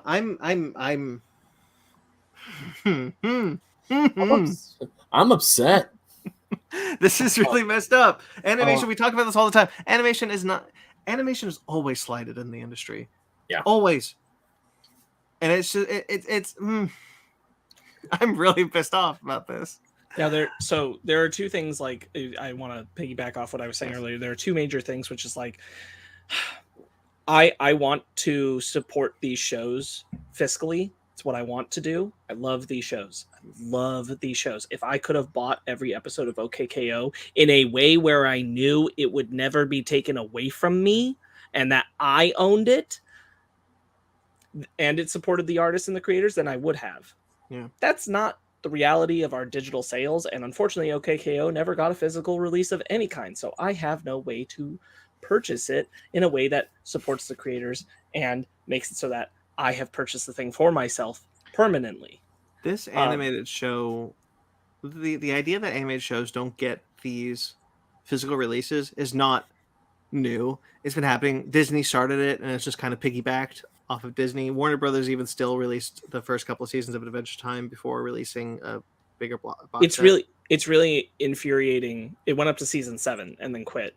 And the thing is, season 6 and 7 only went to DVD instead of Blu-ray when previous seasons have been Blu-ray and DVD. And it's really upsetting that Warner Brothers has a manufacturer on demand service that they have set up. We have talked about this before with the Black Lightning show, which really pissed people off because they will skimp and cut corners. And they did with Black Lightning. Every other Arrowverse show got Blu-ray physical releases in stores, always, consistently, easily, even Legends of Tomorrow. But Black Lightning, DVD only. In fact, only a DVD release of season 1 and no actual DVD release of seasons 2 and 3.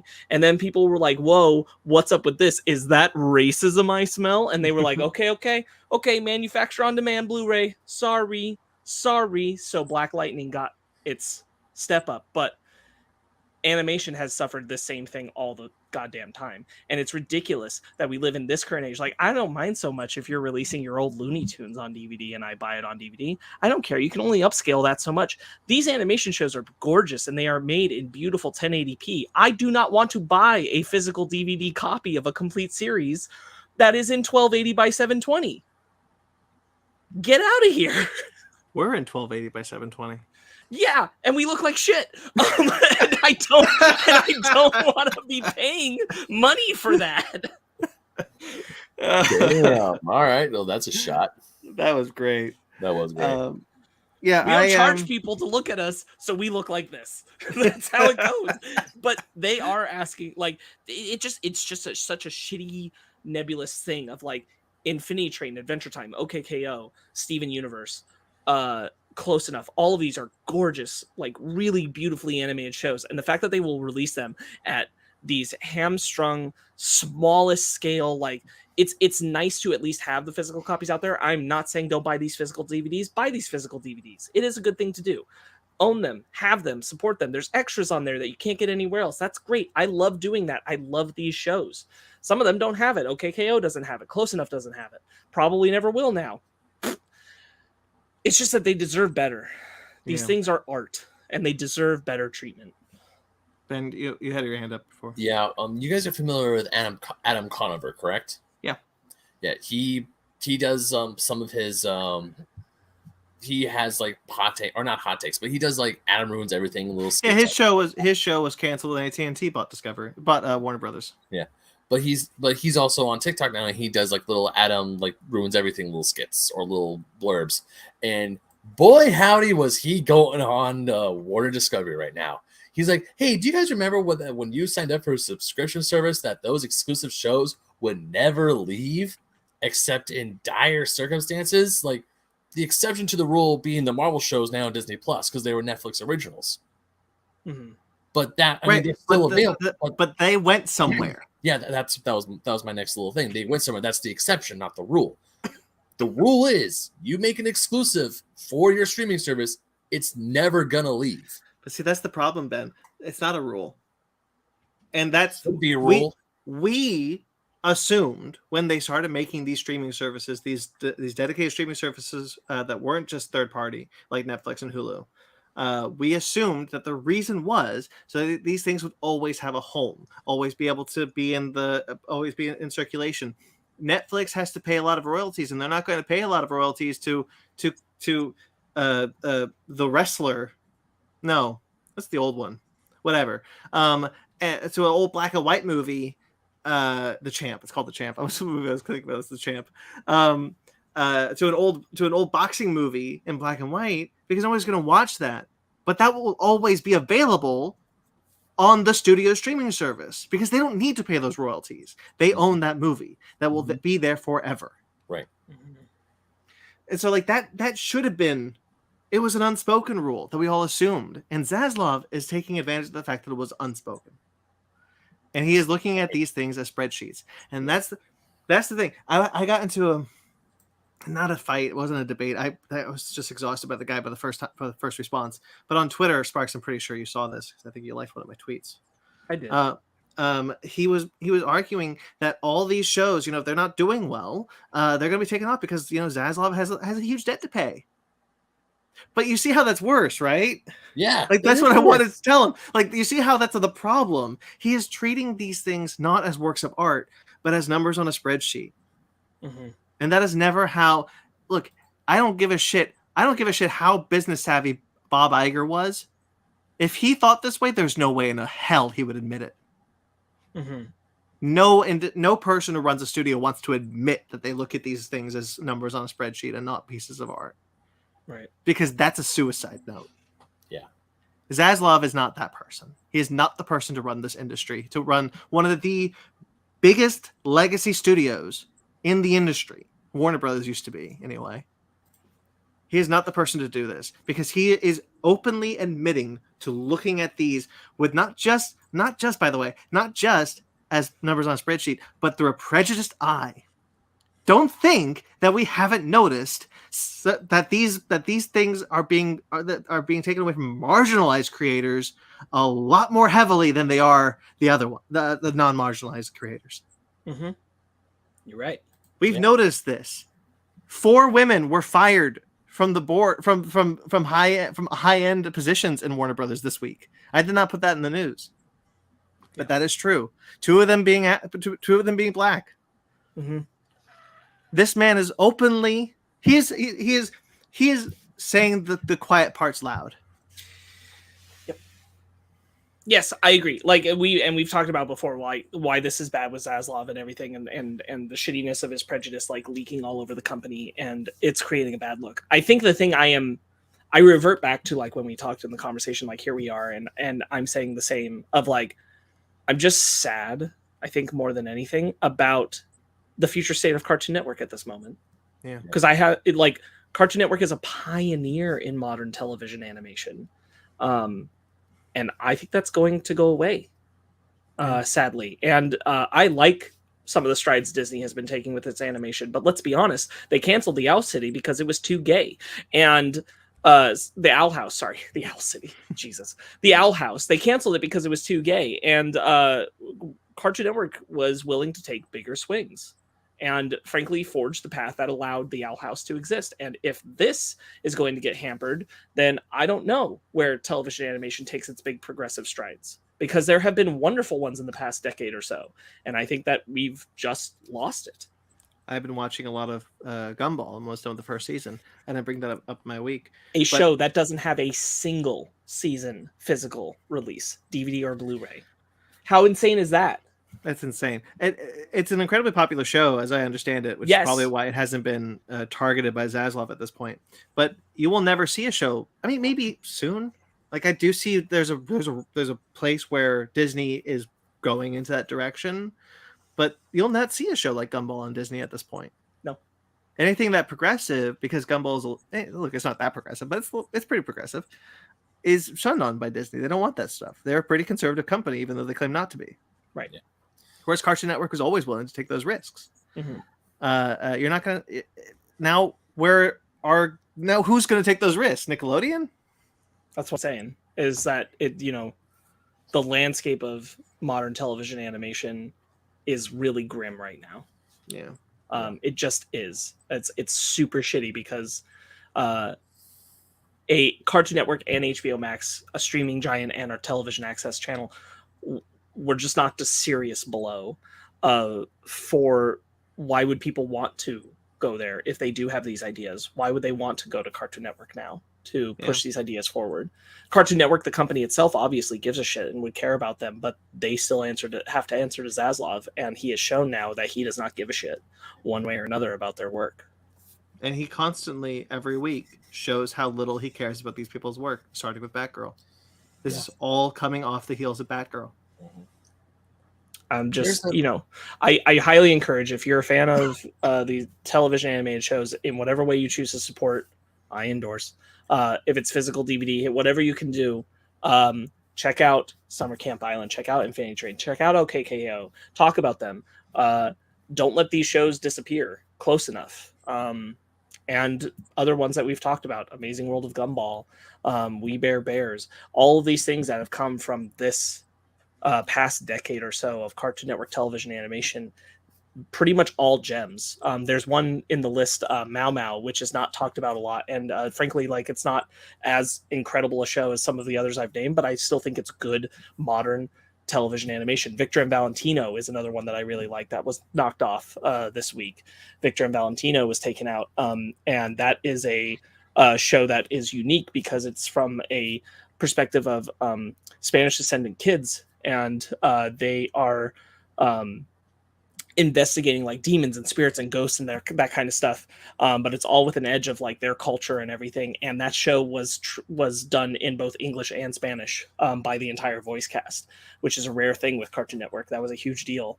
And Victor and Valentino got the axe at HBO Max. So like, these shows deserve your support. They deserve their recognition, where you can check them out wherever that is, and however you choose to do so, I support, because these shows just need to continue to be talked about so that we get more animation like this continuing to push forward in the future, because it is super progressive and it is super important. Yeah, Ben. There's a meme that I've seen, or I keep getting reminded of whenever Nintendo does something stupid. Essentially it's just someone saying it's always morally correct to pirate Nintendo games. That's essentially the meme is. At this point, I'm willing to scratch out that. It's like, it's always morally correct to watch stuff from HBO that was pirate stuff that's gone on HBO Max, because that was some really good shit. I really want to bring up, thank you for staying on the piracy thing. A lot of the creators, such as Infinity Train's creator, is advocating for piracy, and that's fair. And I had a point to bringing up the iTunes. The iTunes things, and then we kind of got off. But I want to go back to that real quickly. Yes, most of them are still available on iTunes. As Spark says, that comes with its own issues. Now some seasons are on Hulu as well. Go ahead, Brett. Yeah. Now the thing is, I mentioned their price. They are $3 each. That does not seem like a lot of money. Sure, $15 for an entire season. I could get $15. I think I can buy the entirety of Aquaman King of Atlantis. I really want to watch the rest of that show. I only watched the first episode and I liked it. The thing is, and this is why I never get mad at people for pirating comics either. Some people don't have the funds. They don't have the income. That's why the streaming service. That's why AT&T thought it was a good idea to put Sesame Street on HBO Max. It will always be there. Kids, you could just put on HBO Max Sesame Street. Kids will be able to watch it. Put on any animated show. Kids are going to be able to watch it. $15 a month. Parents can probably afford that. Mm-hmm. This is $15 a lot more times than a month. Mhm. This is $3 a day, $3 an hour, almost. If you want to keep going, that's a lot of money. That builds up. That becomes an issue. Now you are wasting. You are putting money. You're putting money that you don't have that's expendable into something that should have been a service. Right. And it's still for digital access that technically, like, Zaslav can come down, bring the hammer, and say iTunes can't host this anymore. And then guess what? That thing you paid for, it's gone. Yeah. You just don't have it. Sorry. And I don't make a lot of money right now, so like I am very aware of, like, look, I can't buy a show on iTunes. I can't. I don't make that money. Right. We are saying iTunes a lot. I do want to specify, like, if you are a person who is interested and has the funds and wants to go buy any of these shows over on a digital service, may I please recommend Vudu? I trust Vudu more, and Vudu tends to do bigger bundles with their seasons. So for shows that have multiple seasons out, you can usually find a good sale. Especially, this happens a lot with the animation. This is where I have bought digital seasons of, like, I bought the last digital season of Final Space.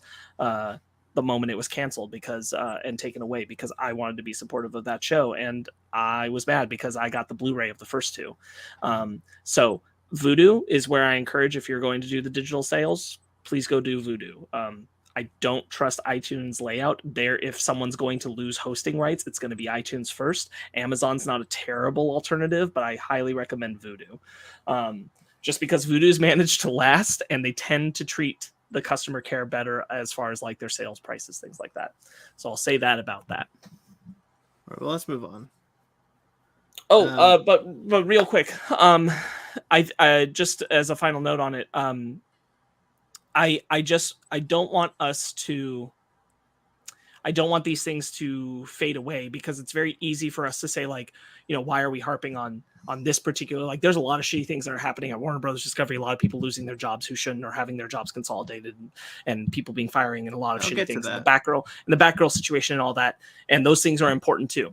The thing is, I'm harping on the animation stuff because, frankly, like, the mistreatment was happening with AT&T too. It just wasn't this level of egregious, but, like, it was happening before. It's been happening where these things aren't, like, the people who work on these shows are not given the credit they're due. I mentioned before, a show as popular as Steven Universe should not have been canceled. That just shouldn't have happened. That doesn't make any damn sense. These pieces of animation are important. They are a foundational piece of our television medium, and so important for kids, and so important for everybody. And the more that we trivialize the medium, is the more that mistreatment is going to occur there. So it's important to shout about how much we like these shows. It's important to not let these shows go away, because this medium deserves to be treated more seriously and sincerely, and the creators deserve the respect that they have never been given. The person that I mentioned that I got into an argument with has a very trivial opinion of animation, and that's kind of what I gave up on him, because I'm like, if you don't see animation as a viable medium, then we can't find common ground. There's no way. Yeah. Speaking of animation, though, Young Justice, Mag mentioned this a couple weeks ago. Young Justice, apparently there are no plans for a 5th season as of now. Yep. So it's gone. It looks like it's canceled again. I've not seen season 5, so I can't speak to whether or not I'm sad about that. But season 4, not good. Right. Sorry, season 3. 5. Season 5 is the next one. Season 4 is the one I haven't seen. Season 3 is the bad one. Right. Season 1 and 2 are incredible. I remember a huge push for people watching Young Justice on Netflix to prove to Warner Bros. That no, people want season 3. Give us this show. We want to see what happens next. That was a huge push. And when it said, and when HBO Max came around and they said, "Hey, we're bringing Young Justice back," elation. But then it turned out to be so good. Small correction: Young Justice season 3 was brought for DC Universe. Oh, that's right. I remember that. And that's the thing. Is like, we just shouldn't have to fight this hard to keep some of these animated shows, like, it's so regularly, like, so many of them get canceled. They get canceled for such stupid reasons that make no goddamn sense. A lot of the reasons, and I wrote, and I, like, the topic that I want to do. It's a large topic that I want to talk about with you guys. But like a lot of the reasons, Young Justice, for example, Green Lantern, for example, it's always been this way. Merchandise sales. But if you're not making the damn merchandise, no one's buying the damn merchandise. It's true. Box lunch can only do so much. Yeah, believe me, if there was a shirt that was sold at any store of OKKO, I would own it. Yeah. Well, good news. Dune, the Sisterhood, the TV series spinoff of Dune, is moving forward still. It is still developing, and it's casting right now. That's great Joy. news. I'm actually really surprised that one made it through. I feel like it's kind of what we talked about before. Like Dune proved itself enough of a powerhouse, both in awards and critical acclaim and money, that I don't think that they were immediately going to kibosh that one. True. It's all about that money bottom line, my friend. I have no faith in Zaslav's intelligence, and so something like Dune, he'd be like, "Nah, too smart for me. Screw it." I don't know the guy. I just have a really bad opinion of him. Sure. Armida 16, hello pie, says Dune. Yes. And some structural changes are happening to HBO Max, such as 70 employees have been laid off from HBO and HBO Max. Layoffs are a big part of mergers. HBO and HBO Max's comedy. Do you want me to do? Did you want to do one at a time, or should I say them all, Sparks? No, you can go. Okay. HBO. Oh, sorry. I was just gonna say I'm gonna step away for a quick moment, so I'll be right back. Okay. HBO and HBO Max comedy teams are going to be merged. HBO Max will no longer develop any reality shows or documentaries. Kind of makes sense. I think Discovery wants to keep all of those personally. Yeah, that makes sense. And the in-house HBO Max casting department has been dissolved. So, and the aforementioned 4 producers who were fired for being women. I shouldn't spread that, but that's true. Anyway, it feels like it is true, to be perfectly honest. I mean, on paper, the official reason, like, I really hate it when companies give like official reasons, like, oh, this person's like, no, you fired him because you're a racist, sexist asshole. That's why. Zaslav reminds me a lot of Ike Perlmutter.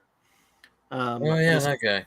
This kind of, except Ike's a figurehead right now. Honestly, Kevin Feige runs Marvel. Yeah.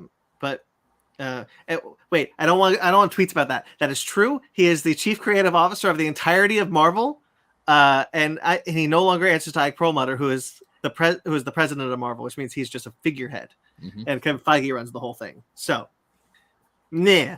Let's be real, Brandon. Kevin Feige should have been running Marvel from the very beginning. Honestly, I think it's too much power. I think he should have just been the Marvel Studios president. Okay.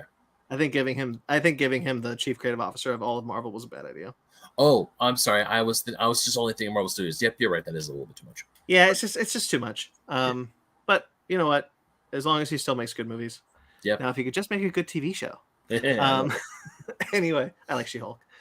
Okay. But Ike Perlmutter, very much a '90s toy guy. He's the guy who's like, kids don't want a Black Widow toy because girls don't play with toys. That's Ike Perlmutter. That's how I feel that David Zaslav is. He's very much that kind of old guard producer who should not be running a movie studio anymore because it is quite honestly backwards thinking. Yeah. Just okay. Now I am starting to feel that this. Okay, I know what I want to say. The end of Warner Brothers. It's not the end because Warner Brothers is a legacy studio. They're too big. They'll bounce back. It'll just be a while. Yeah, but at the same time, it's like this is definitely. You know what this is? This is a dark age. This is a very dark age for Warner Brothers, and it sucks.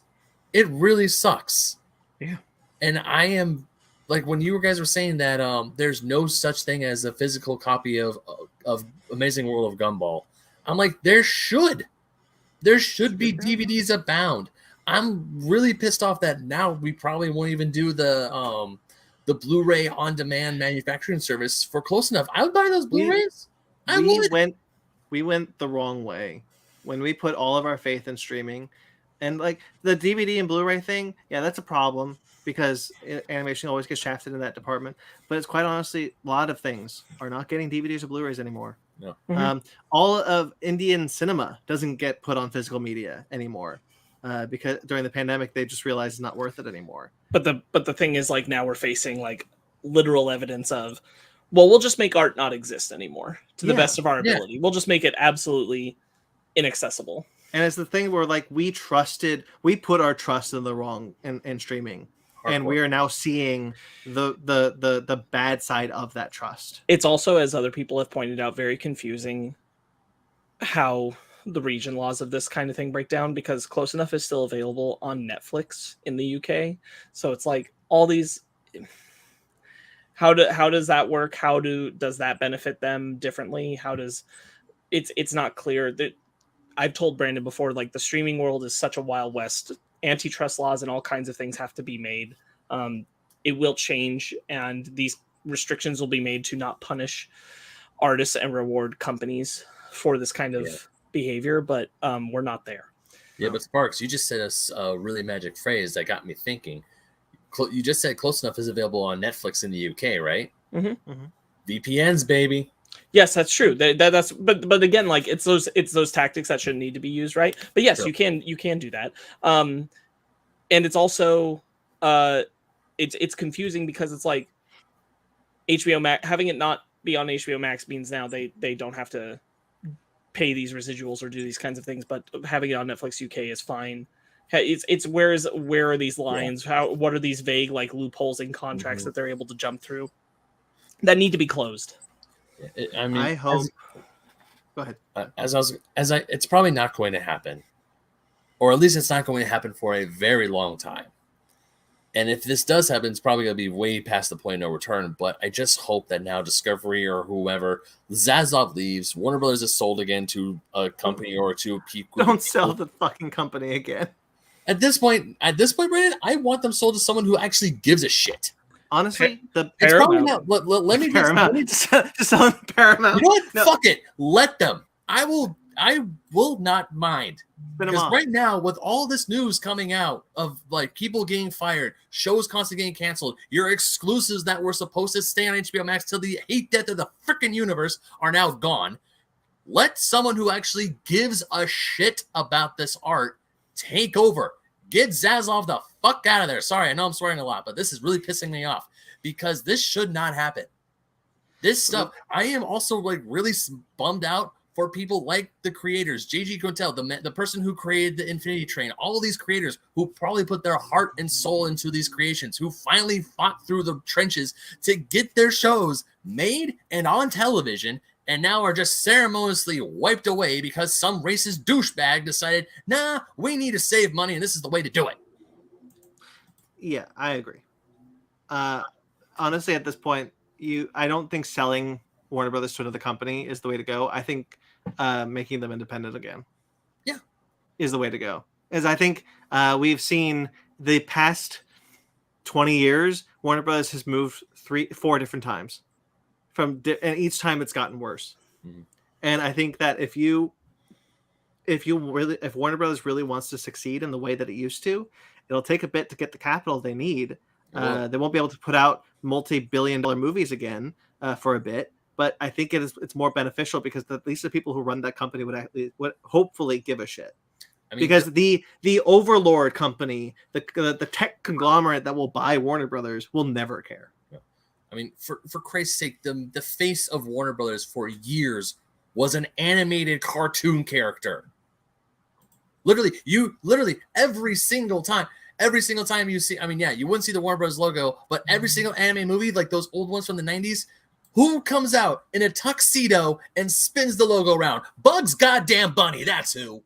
I mean, but Warner Brothers has so many animated mascots, the Animaniacs, who live in the water tower, for Christ's sake. Oh my God.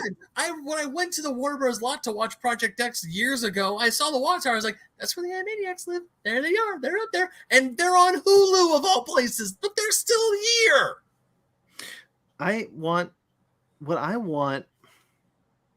So it's tough to go back when something has gone so far.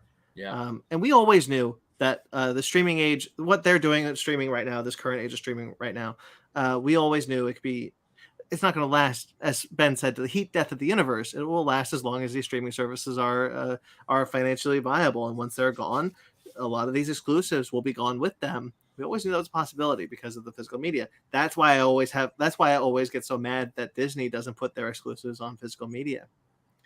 And I don't think this is wishful thinking. This is Ben levels of wishful thinking. No offense, Ben. No, I'm not taking. I knew I knew, but yeah, continue. Sorry. The idea of we should go backwards. That this will let these companies know. Physical media.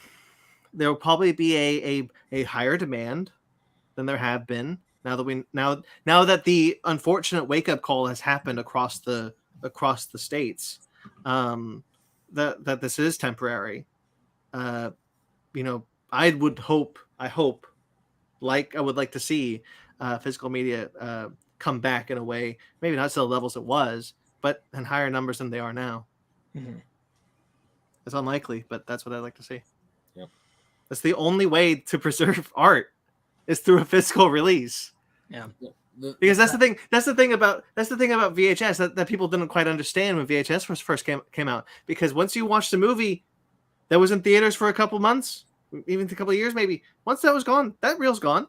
That taped over, it's gone, or something. VHS came around. Oh, we can rewatch a movie from the 1930s. So, I want to see that movie. And people got mad because they were thinking like, oh, it's going to ruin cinema. No, it preserved art. It preserved movies that only existed in 32 and 36 millimeter reels.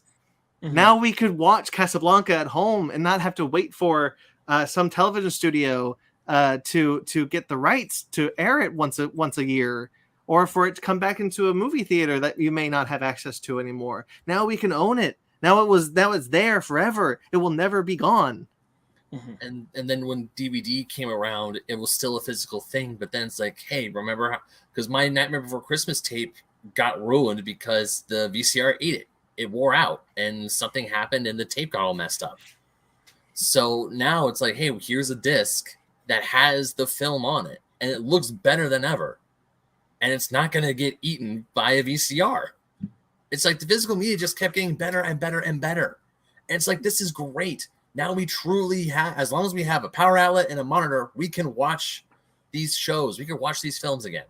Physical media just keeps getting better. And every time they say, but we have it digital now, it's like, with Zaslav and his regime, it's now, I hope to God that Netflix, Disney, Hulu will not walk the same path that this asshole is doing.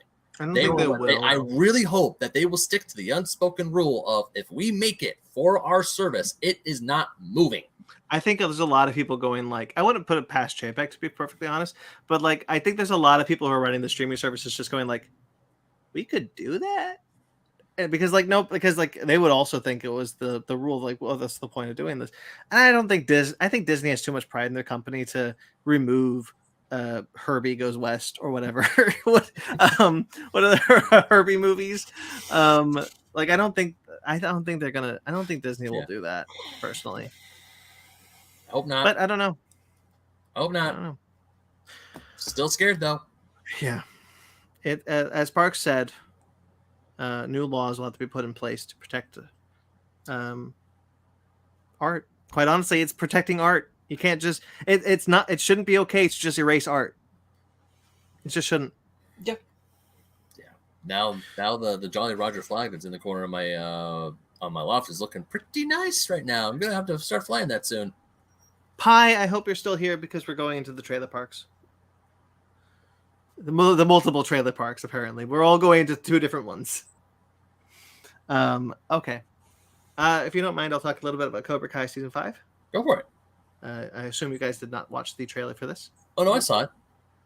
Why? You said watch trailers. I watch trailers. You don't need to. If you haven't watched the first 4 seasons, Ben, don't watch the 5th one.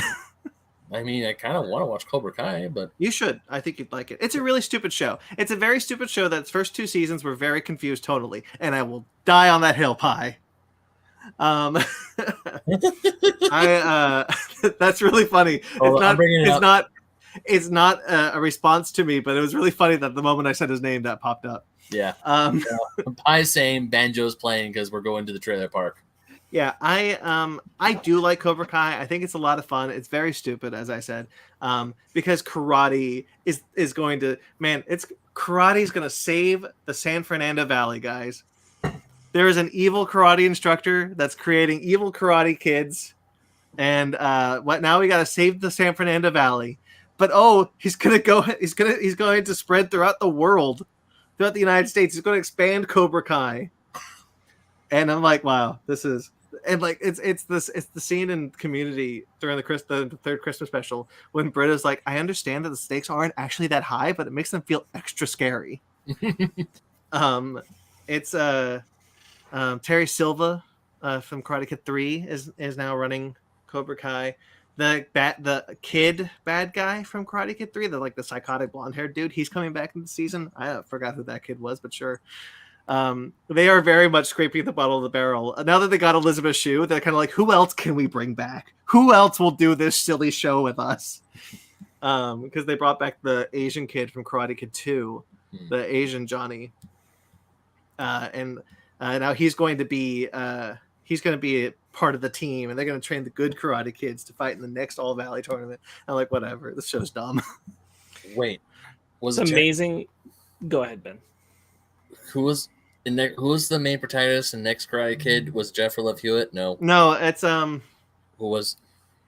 Not Sandra Bullock, Hilary Swank. Yeah. Let's bring Hilary Swank back. I'm certain they want her. I'm certain they want her back, but they're just keep going. Anyways, Max, what were you gonna say? I was gonna say it's really nice that Cobra Kai is a little show that could, because it was part of the YouTube TV thing, right? And then went to Netflix. So, good for you, little show that I probably will never watch that could. Yeah. I think the first 2 seasons are a little bit confused because they really want to make Johnny a good person. And it's really difficult when you're also being like, but I'm going to bring back Cobra Kai how it was. And they're like, but that's the problem. You see how that's the problem, right? And then that once they realized that, once the showrunners kind of realized that, it kind of veered off and made like Cobra Kai more bad guy, because they brought back Kreese, who's like the sensei, the evil sensei from the first film, from the first and third. I forgot the actor's name, but I'm really worried that they're going to they Terry Silva and Kreese were teaming up in the last season, and now Kreese is in jail because Silva framed him for murder. No, framed him for like assault or something, and now he's in jail. The Valley, guys, we got to protect the Valley. And so I'm really worried that because of that, they're going to try to redeem Kreese. And I so desperately don't want you to redeem this character. He is such a slime bag. He is such a shit human being who is definitely okay with killing kids. You do not redeem this man. There was like a tragic backstory that we got in like season 4, 3 or 4 or whatever. And I'm like, no, do not redeem this man. Do not make me feel bad for this man, because I won't. There is no way that I will ever feel bad for Kreese. Do not do it. Anyway. Are you done? I'm done. Vesper? Oh, okay. Real quick, before we move on to that, I did remember something else that I meant to say we should talk about in the news, even briefly.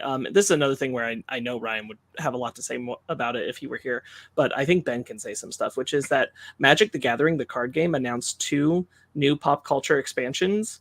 One is Doctor Who, and one is Lord of the Rings. If you can hear that sound in the distance, that is my bank account screaming, no!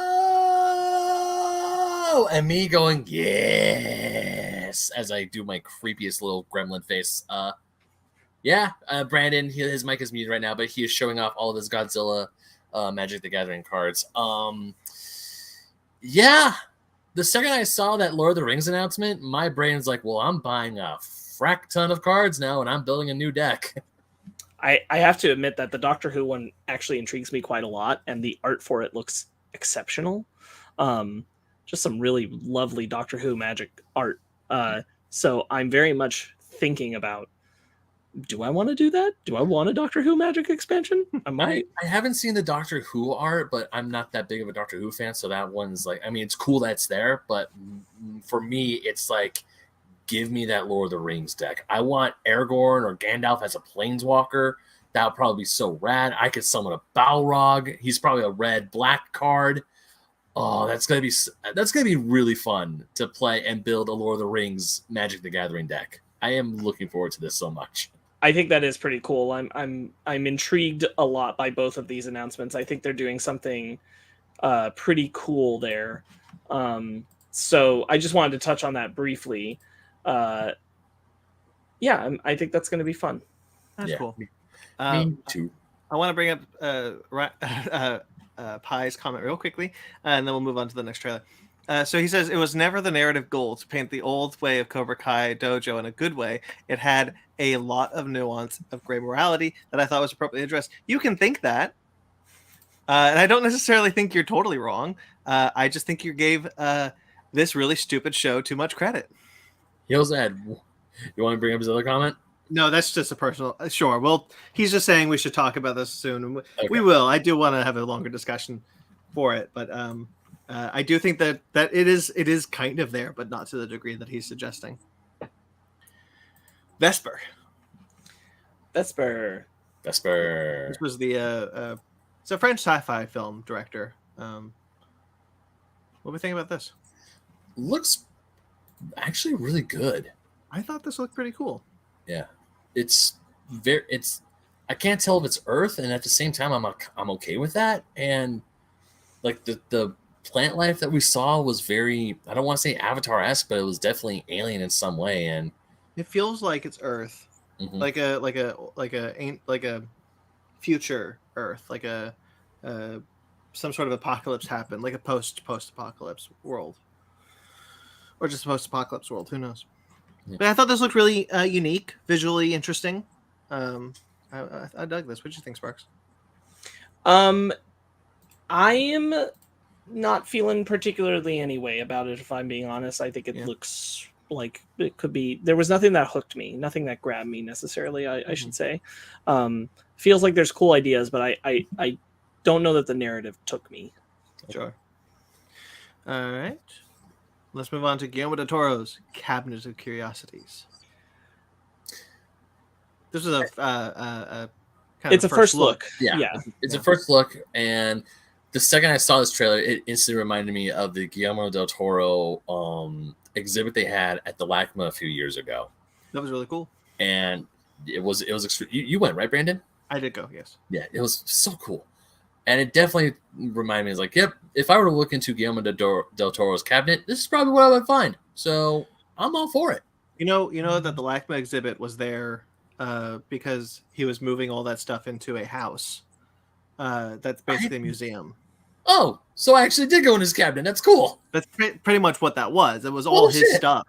It was all his stuff that he was building a house. He had not built a house, but like he had bought a house, and then it was going to go from the LACMA, which is a museum in LA, for those of you who don't know, to that house, and that's where it sits now.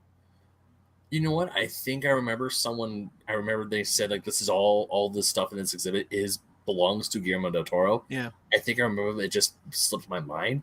But at the same time, that's still really cool. It's like, hey guys, I'm moving. Put all my stuff in the museum for a hot second. Then I'll move into my new house.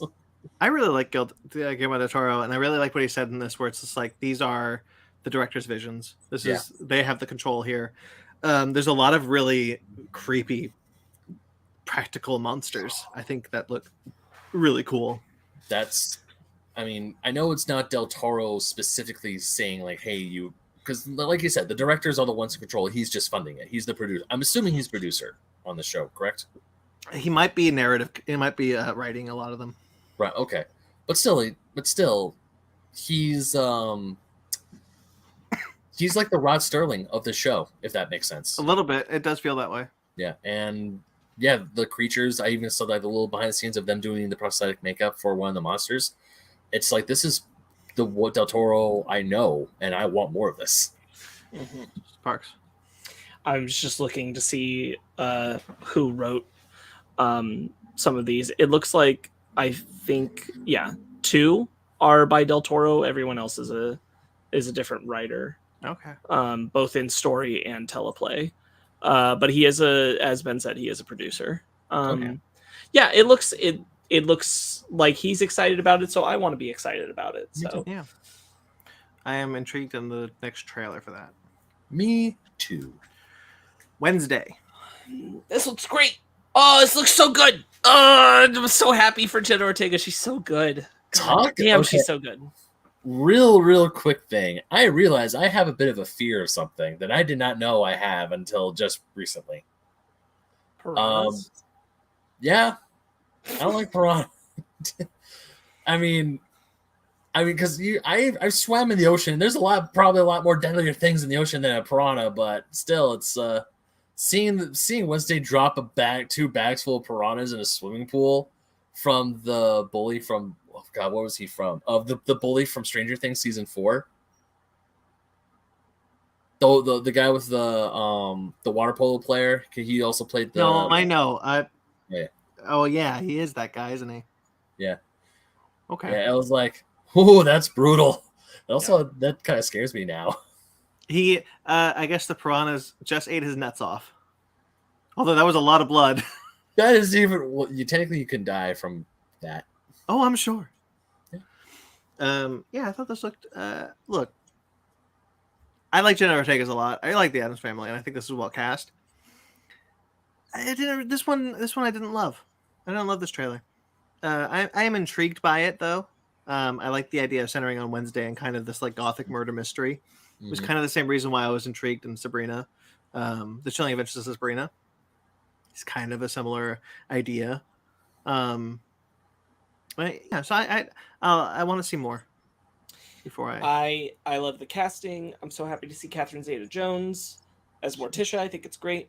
I love Gomez. I love Jenna Ortega so much, and then I love her performance here. I think that tone wise, this looks pitch perfect. I'm so excited. Yeah. And Pie's right. Anybody that's complaining about the ethnicity of the characters is, as he said, they're also just stupid. So Pie, yeah, we all know. We all know. Gomez. I think Luis Guzman and Catherine Zeta-Jones are really good casting for Gomez, for Gomez and Morticia. Yeah, I really like Jenna Ortega's too. Like, I don't want to like knock her. I like her a lot. But I'm not really a huge Tim Burton fan right now. So I want to see more. Sure. See if this will turn me around. But they described it as an 8-hour movie, and I'm like, just make a TV show, guys. Make a TV show. You can do it. You know how to do it. All right. Sydney. Yeah, I'm really glad you put this on here. I think it's great that they're making this documentary about Sidney Poitier. I think it looks really good. It looks like it's a really good insight into his cultural footprint and his life. And I'm really excited about that. Yeah, when I watched this, I was really, really excited about this. I really like Sidney Poitier. As we've talked about, he's the first black man to win an Oscar. And he was so influential as an actor, as a black man. He's a wonderful actor. They call me Mr. Tibbs. Like, that's one of the most iconic lines in all of cinema. Yeah. I'm really excited to see this. A lot of really good talking heads: Morgan Freeman, Halle Berry, Oprah Winfrey's a producer on this, and Denzel. And he and Sidney himself talking about his life, which is great. And I didn't know a lot of his backstory. I didn't know where he came from, and I thought I think this is going to be really cool. Yeah, I really hope that it both acknowledges and praises everything that he did, and also talks about how hard that was for him because there were so many members of the black community that rejected him for playing the role that he did because they felt like he was playing into the hands of white dominant society. And at the time, it was not as clear that he was making the strides for them to have more opportunities. So he lived a very tough spot there for a while in the industry where he was kind of getting a lot of hate on both sides. Yeah. I really want to see this. Apple TV Plus been putting out some pretty good content lately, especially in documentaries. I want to see it. Yeah. All right, shall we move on to our main topic, if anything else? Nope. It's time to talk about some superheroes.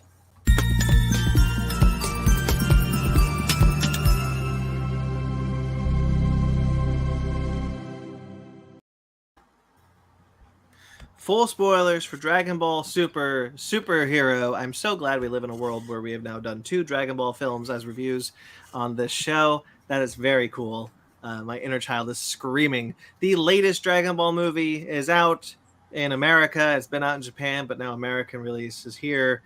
So full spoilers. If you have not seen it, you've been warned. Skip ahead. Pause this.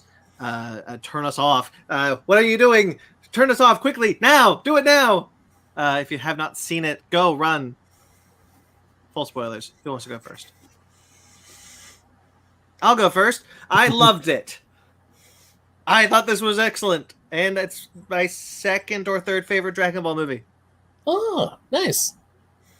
Pat the Power's really good, so I got to think about it. Okay. I will also say that I came in with, I don't want to say low expectations, but the animation style at first kind of got me a little but walking out of that theater, man, I had a great time. I liked it. I think it's pretty good. I did not love it. Okay, I do not think it is. I do not think it is free of flaw. Why don't you talk about a flaw? Okay. I mean, it's honestly like the animation is tough. I think that the movie does itself a disservice by showing such absolutely gorgeous 2D flashback. Yeah, that's not fair. For the first like minute, and then is like, all right, now are you ready for what the movie will look like? And then just does like truly the worst shot of the CG 3D animation that it is doing as its opening shot. And I'm like, whew, that is a transition that really makes me not excited about watching this movie. The opening is a recap of the Red Ribbon arc in Dragon Ball, done in all the way up to Gero and Cell and all of it. Yeah. Excellent 2D animated sequence. Oh yeah, it's gorgeous. It's incredible.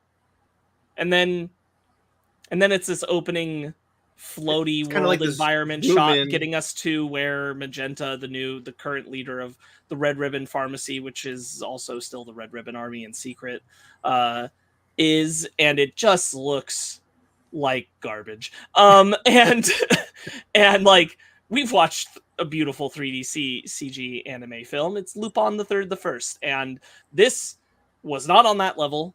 This shot specifically. But like once the movie gets rolling in context, like I get on board with the animation. There are still I definitely like I had to stop looking too closely at mouths because this was something I talked about that I knew would be a problem when you're watching the dub. The articulation in CG 3D animation is more pronounced with the Japanese characters, so their mouths are moving more approximately to what they're saying, which means that the dub now looks more jarringly incorrect than it did in 2D. Yeah. So just you just kind of got to roll with that. That's not really the fault of them. That's just dubbing stuff. But there's still movement stuff in the animation that like it like there's no bones about it. Broly looks better, and I just want all the Dragon Ball stuff to look as good as Broly or strive for it. And this movie's just not striving for it. So I'm like, it's all right. It still looks good. It's just it's a step down in animation visuals. I hope that this is not what the show when it comes back will look like. But I'm hopeful that the future movies won't look like this. Yeah, I'm nervous of that because I did accumulate to the animation. Quite honestly, I really liked it. There's only a couple of points that I didn't really care for. The opening shot being one of them, as you mentioned. The character models I think look really good because they're done with a 2D overlay. Almost a lot of like the line and definitions are 2D, whereas the figures are 3D. And I think that works. I think that creates a pretty visually interesting character model, and I like it when it does that. Yeah. So I'm not opposed to them doing this movie in this animation style, especially because of the reason why. But going forward, if we do more Dragon Ball movies, which obviously we will, go back to the 2D. Yeah. Let this be the outlier. Yeah. Right. I would definitely agree that go back to the 2D because those 2D visuals in the flashback were just fantastic. And obviously the last major film, Broly, 2D animation, superb action, superb fighting, and just everything about it was superb. But this one I still enjoyed quite a bit, even with the 3D animation. I mean, I do agree with Sparks. There was time where the mouth flaps were off. but thankfully it didn't completely take me out of the movie. Besides that, those are really all the negatives I really have, to be perfectly honest. This movie, I was fully invested all the way through. I think one of the cool things about this movie is that it's really marketed as a Gohan movie, but it's a Piccolo movie. I love that. And I think that it's I'll just agree with you. I also really like that the focus on this movie was mostly on Piccolo. I think I didn't quite realize that I always like Piccolo. Piccolo's a cool character, but I didn't quite think that he could carry a movie. And I thought, and watching this, I was surprised at like how well he did. Especially Super Piccolo, who's not Super Piccolo, but like Super's Piccolo, who's a lot more comedic than he was in Dragon Ball Z. He's definitely softened over the years, and it was cool to see him just kind of get a lot of play and be able to be a star of a Dragon Ball movie. I agree with all the things you just said.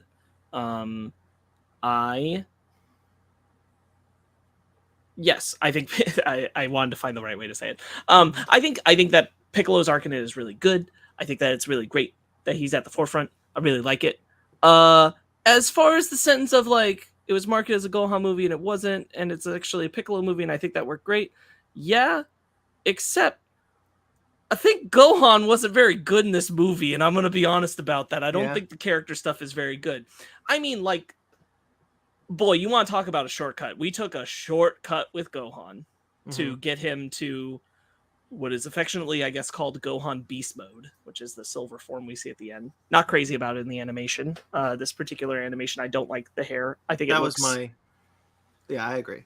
I think it looks like weird game glitch kind of hair instead of Super Saiyan hair, or Saiyan hair. It just doesn't totally work for me in this animation style. I think it's great that we put Piccolo at the forefront. I really enjoy having him as a character. I'm also kind of sitting here like, why couldn't Gohan have been a character too, though? Because Gohan has less development than Pan in this movie, and I think that kind of is a bummer, especially because the movie's marketed as a Gohan movie. So perhaps the expectations were set in the wrong place. But I also think that we just kind of cheat our way to Gohan's transformation. I won't disagree with that. I think that the idea of I talked to you a lot about this. One of the things I really like about Dragon Ball Super is in the last half of Dragon Ball Super, Gohan gets put on a path that I think is really interesting and something that I really wanted to see. Right. This movie jumps 2 years into the future, roughly. So between Broly and this movie is about 2 years. So the manga is not up to this point yet. And Gohan was in the Moro arc, but he wasn't in the Granola arc, so we haven't seen him in a bit. And it's basically implied that since the Universal Tournament, that training has not continued in the 2 years. Or it did, and he slowed down, and now it's hit critical mass with Piccolo, where he's like, "You're not even trying anymore." Yeah, and I don't love that implication, because that's kind of what happened before, right? That was the trajectory from the Buu saga to Super, pretty much. Because Gohan, and they bring it back a lot in this movie, but they haven't in a while. Gohan has the potential to be the strongest person on Earth. He has the potential to surpass his dad. That's his latent ability. That's how strong he could be. And once the Buu saga started, they really dipped off of that. And so I'm not blaming Super for that. I do kind of blame Super a little bit. They did try to course correct. So they really try to go through that same arc again. And I do kind of agree with you that it is a problem. Because now we've got Gohan, who hasn't trained in a while, all of a sudden being like, I did it. I've done that next level. Yeah, it's that, and it's also just he's literally not in the movie enough. Yeah. To warrant. I had a long conversation with our friend Michael after the movie, and we were talking about the emotional transformations inside of Dragon Ball, and Gohan's felt less impactful than Piccolo's in this movie. Yeah, that's true. I think that I think if it was in the movie more, I do think they try to go for that emotion because it's the way it's framed. Piccolo is we think that Piccolo's died, and Gohan is seeing like essentially his father die, and that's what triggers the transformation, and that's all well and good, but it doesn't land as well as, like you said, Piccolo's transformation. Piccolo gets a transformation in this movie, Right. Which I think is well handled and really cool. Mm-hmm. But I do think one of Gohan scenes has the biggest laugh in the movie, where they've threatened Pan and Gohan jumps out of there and starts going in Super Saiyan, he's just the crater gets bigger and bigger in his next to his house, and Piccolo just turns to the screen. Gohan's back. Yeah. Yeah. I mean, like, very funny. There's great humor stuff, for sure. I think there is great humor in this movie. This is Toriyama kind of up on his best humor shit with this one, especially in some of the stuff he does with Magenta and Hedo. But as an emotional, this should be like a defining emotional point for Gohan, and I just don't feel it. I'm just not. And I'm gonna piggyback, because I do like this movie, and I do want to get to the things I like about this movie. So I want to kind of like wrap out my big problems with the movie right here, which is that I think Gohan's transformation is rushed, and I think the arc of it is not very good. So we don't connect to his character, and I feel like this is all just like trying to appease the Cell Saga fans in a bad way when you get down to it, because we're just like paintbrushing some of the beats again. And Cell Max has no personality, and I think that's super, super lame. And I find it super disheartening and disappointing, and I have zero interest in it as a villain. And I think his whole thing as this rage berserker monster could have worked for me if, like, the point was just that he does look like Cell, but they use that with Gohan. If, for example, when Gohan, as you mentioned before the transformation, when he's seeing Piccolo being held up by Cell Max, if he flashed back, because we flash back plenty of other times in this movie, I don't know why this couldn't have been one. If we flash back to the Cell games and Gohan seeing Cell tower over his friends, and if we'd done that to kind of connect, like, visually, even without Gohan saying anything, though he could have said things, but like visually, even to just say that Gohan is re-encountering the trauma that triggered his Super Saiyan 2 transformation to begin with, that would have made Cell Max not talking work for me fine, because the whole relevance of his presence is visually he looks like Cell, and that helped trigger Gohan's trauma, which helped kick him into this transformation. That all would have worked for me, but we don't do the legwork to get there. And it's bothersome because all the pieces are right there, but we just don't do it. Yeah, I wouldn't say I have a similar. I don't disagree with you at all. I do find it strange that they decided to bring back Cell in this way. At the end of the day, whereas it's not a hindrance for me personally. I just kind of look at it as like, why did it have to be Cell? Why couldn't it have been just Monster? The fact that it is Cell should mean something, and it doesn't quite mean anything. I guess at the end of the day, I'm just happy that it wasn't Perfect Cell, because it's his second form that they've recreated, not his third. But that doesn't even matter, because this isn't Cell, and it doesn't. Yeah. That's the thing, is like, in the context of the movie, it doesn't matter that he looks like him. Like it doesn't. Like, other than they're like, oh, it's like Cell. That's a threat because Cell was a threat. But and giant. Like beyond that, like, it doesn't mean anything. And like, I enjoyed the colors and the visual flashiness of like what was going on, and like some of the team fighting that was happening with Cell Max. But if I'm being completely honest, I got a lot of Shang-Chi Act 3 vibes after the dad dies from the final fight, where I'm just kind of like, cool. I'm just kind of waiting for this to get to its end point, I guess. I forgot you didn't like that fight. I like that fight. It's just emotionally, the emotion part is over. Yeah. Now I'm just watching the visuals of it. Yeah. And the emotion part of everything was done once Cell Max was on the table. There was no emotion in the fight anymore. I think the most emotional thing you get in it is Gamma 2's sacrifice play. And then outside of that, that's like the last emotional beat in the Cell Max fight. Well, also the Piccolo's supposed death. I did not believe for a moment that he was dying. This is the thing, is like, I that felt to me just as like, we got to force the final act push of the person getting all that power to kill the villain, as some of the not so good Dragon Ball Z movies of the past. It felt the same as like waiting for Goku to do the Spirit Bomb on Super Android 13, or waiting for Goku to take everyone's energy and punch Broly so that he exploded, I guess. Like it just felt the same. I didn't feel like Piccolo was in danger. I didn't feel that emotional tension. I didn't even feel the emotional stakes of what I felt at the end of Broly. I don't have a dog in the fight at that point. I will disagree with that one, because I felt differently there. I did feel the emotional stakes of that. I did kind of feel like it was beginning to look hopeless, and it was working for me, quite honestly. Like, again, I'll agree that it doesn't matter that it's Cell specifically, but the emotional beats in the fight did work for me. Yeah, not when it comes to Gohan. I just didn't feel like Gohan really was in it. I get that.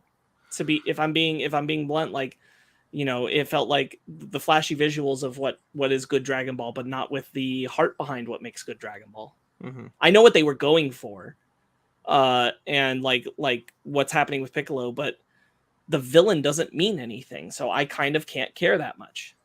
I want to talk a little bit about, it's kind of piggybacking off of what you're talking about, but sure.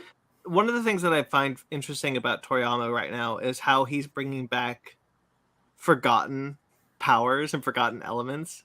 Like when Krillin shows up and he's like, "Get big!" And he's like, "Wait, what?" Like, "Get big!" Like he did at the tournament 40 years ago. And he's like, "Oh right, I can do that."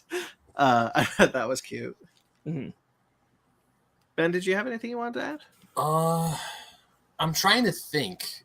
You can't say no. It's a viable option. Yeah, I don't know if I do. To be perfectly honest, I don't think I do. I had an absolute blast with this movie. I love how Piccolo was the star of the show, because he's got some very good funny lines, and he's just like when he's in the line of the soldiers, and he's like, "You okay? You look a little green." "Oh yeah, I'm good. I'm fine." Yeah. Yeah, Piccolo is absolutely hilarious. I love how he's training Pan, and he's essentially doing the same. He's Grandpa Piccolo now. I love that. No, and when he's talking about it, it's like, like my grandfather, your grandfather. Oh, right, Goku's old. Yeah. Oh, that was funny. Yeah. Also, I just like how he interacts with the preschool teacher. He's like, "Hi, Janet. Yeah, it's me." Yeah. He's just like, he sees domesticated Piccolo. It's like, "Oh, it's just Piccolo. It's fine." I do like how Piccolo is like, "Come on, Gohan, you gotta get back in the fight. You gotta get back into this." And even when he gives him his old gi again and it's super heavy, he's like, "Haha, yeah." Oh, the explanation that Gohan's eyesight gets better when he goes Super Saiyan. It's really funny. That was funny. I was trying to think what else. I kind of like. Well, if you don't mind, then we can talk about Pan. Yeah, let's talk about Pan. Oh, Pan's such an adorable little kid. I really like. I think Pan is the. I think this movie is strategically set where it is because they want the manga to fill in this gap. Mm-hmm. They want not like an endpoint for the manga, but they wanted to give the manga space, because that anime is going to be coming soon, ish. But like, I think the bottom line kind of like, oh, this movie, it was a good idea ultimately to move this movie further back in the timeline, is because Pan gets to be such a delightful character, and a well-written character who, as Spark said, has a pretty compelling arc, honestly. Mm-hmm. Mag is in the comments, Ben. Yep. I love that. Piccolo still can't drive, still the best. That's pretty funny. I forgot my license. Yeah, I really liked Pan in this. As funny as it was that Krillin stayed back to protect Pan and Bulma, and didn't end up protecting Pan, I thought the emotional weight of her flying worked for me. Yeah. It's like, Pan, you gotta fly. It's like, Krillin, you could fly too. Just go get her. Krillin, you were there to protect them. What happened? You goofed. Let's see. What else about Pan that I really like? I just love how she plays along with all the Piccolo stuff. Like when Piccolo's like threateningly pulling her up by the handcuffs, but he's also, you can clearly see he's holding Pan's feet, and how he's like, "Hey, just like play along," and Pan's like, "Okay." She's just like, yeah, sure, Piccolo's here. I'm fine. I'll be safe. Yeah, I think that they work really well together. I'm sad that I gotta wait to see them interact again. Yeah. Yeah, I just love Pan. Well, we can move on to other things if you'd like. Sparks, do you want to bring up another point? I think that the Piccolo Pan and stuff is really cute. Probably the stuff that works the best in the film. Yeah. I think that it's a little bizarre. I get it, like, it works for me. Piccolo's motivation to let Pan continue to be in danger to try to motivate Gohan to step up. Mm-hmm. But the fact that that doesn't come up at any point, like Gohan being like, Piccolo, that was a little messed up. Like, this could have gone sideways pretty bad. I think that's a little, yeah, okay. I like Hedo and Magenta and the whole setup of like what the Red Ribbon has been doing this whole time. Why he's secretly been wanting to, like, it's a little bizarre to me, and like I just kind of this is Dragon Ball. That Magenta has the patience to design the Red Ribbon Pharmacy and work behind the scenes for all of this time, but god damn it, he just can't wait for Max Cell to be ready. Yeah, he's got to release it now. I'm like, you've been patient for like 50 years, bro. What are you doing? I did like the explanation he gives Hedo of what they think Bulma and Capsule Corp do. Mm-hmm. I thought that was cute. Which isn't even sincere. But no, it's not even. I'm like, creative spin to get Hedo on your side when Cell murdered people on live television and threatened the entire planet with the Cell games. Sure, he was the good guy, though. Yeah, right. Bold strategy. Like it, Magenta. Good job. Yeah. I think Hedo, I didn't know about Hedo in the movie. I really like, Toriyama isn't, Toriyama does this thing in this movie that I kind of like, which is it's removing Goku and Vegeta allows this movie to pretty much be about only legacies. The legacy of the Red Ribbon Army, the legacy of Dr. Gero, the legacy of Goku and Gohan and Piccolo. So like it kind of feels like thematically interesting because of that. And I was happy to see Hedo in the movie, even though I had no idea he existed. He's Gero's grandson. Yes. Yeah.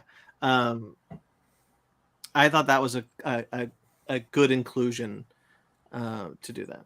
Also, Android 21, Gero's wife, is now canon. Yeah, which is weird. At least her existence, her as an android, is not necessarily canon, but her existence as his wife is canon, which is wild. She's the one who looked like a Boo, didn't she? She has a form that looks like Boo. Yeah. Yeah, interesting. She has two forms.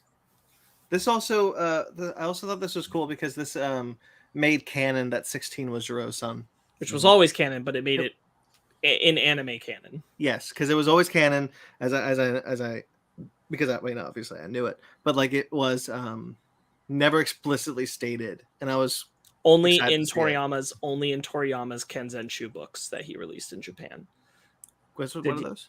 Kenzenshu. These were like his like writing about character designs and things like that, and in that he gives like lore details of things that were factually true. This is where like people learned about the same detail you asked me about earlier today about like why did the Namekians grow crops? That's from the Kenzenshu. Like things like that where it's like this is the lore reason for this. He did this in like the mid 90s, I think.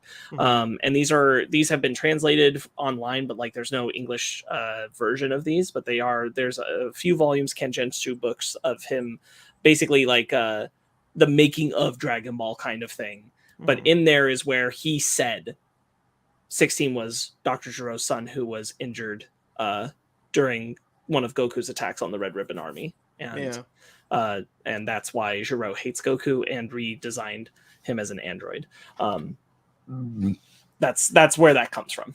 But Hedo isn't 16's son. He's a different son. No, apparently there's two other people, Ray's parents, who have Hedo, I guess. But who also weren't as megalomaniac as Gero, because he said like his parents were like really nice. Yes, I guess so. So Gero's evilness did not get passed down. Right. Instead, Heto's a huge fan of superheroes. Yep. And so he makes Gamma 1 2 in the model of superheroes, which is really cool. Except this is another thing where I'm like, all the pieces are right there. How did it not come up in this movie that Gohan was Great Saiyaman and Heto's favorite superhero who inspired Gamma 1 and Gamma 2? How was that not part of this movie? Oh, you're right. He's not, because when Hedo talks about like I like superheroes, and we see like the superheroes he likes, and one of them is Gamma. Great Saiyaman's not there. Yep, not there. How is that not there? How is that not there? You know what? I was thinking about that on my drive home. I was like, there was no mention of Great Saiyaman. I was actually looking forward to that. We talked about this when the first trailer came out, and I said, it sure does seem like someone's taken some Saiyaman moves here. So I'm just saying, think with a Gohan movie, we're going to see some Saiyaman stuff on the screen. And we didn't, and I'm shocked, because I'm like, I don't think you're using all the tools in your toolbox to tell this story. Maybe he forgot. It wouldn't be the first time. Look, it's like the only thing in all of Dragon Ball canon that isn't referenced in this movie is Saiyaman. Yeah. I'm okay with that. I'm kind of not as much, if I'm being honest. I think it was a very clear path to get like the Gammas on the side of Gohan, and like it further explores and deepens who Gohan is. That is an important part of his character. To not acknowledge it in a movie about the superhero concept where they're clearly lifting a lot of Great Saiyaman moves, kind of weird, kind of wild, kind of like, all right, it was just another avenue where you could have made Gohan a more central figure in this story, and they didn't. And I'm like, all right, I guess. I liked the fact that Piccolo, that when you fight the Gammas, you can see their sound effects. Why I really like his sound effects. I really like that too. I thought that was cute, except that it was just that one sequence and then it never happened again. I was about to say, the thing that I wish that they had done would kept that going. I don't mind it in the Battle with Cell because because they imply that it's something they trigger, like they create. So like you're fighting Cell, you're now like, okay, we've beaten. We now know we were on the wrong side. We're all in this together. I don't mind it disappearing there, but during the fight with Piccolo and Gohan, I felt like it should have been there because they're still trying to show off in that. Yeah. Yes. But I thought it was a funny gag in the beginning, at least. Me too. I really liked the Gammas personally. I think Gamma 1 and 2 are really good characters. They definitely have, like, Gamma 1's much more serious. Gamma 2 is very more laid back, and I don't want to say frivolous, but he's more eccentric and he's having a fun time with this. So I definitely do like how both Gammas, how they play off each other. I really like that as well. Yeah, the next Universal Tournament would be Gamma 1 would be a good asset. Yeah. Yeah. I do like how everyone gets on the same page. I think that's nice. I like Piccolo, recognizing that they should be on the same side and all that. I think that's pretty good. I think Piccolo. Oh, go ahead. No, I was just gonna say I think that in some ways we should have gotten there a little quicker to have room for a Cell that actually has a personality, and unless we're going to do like at least the visualize trauma for Gohan thing. Yeah. I don't know if Toriyama's interested in going that deep with the character anymore.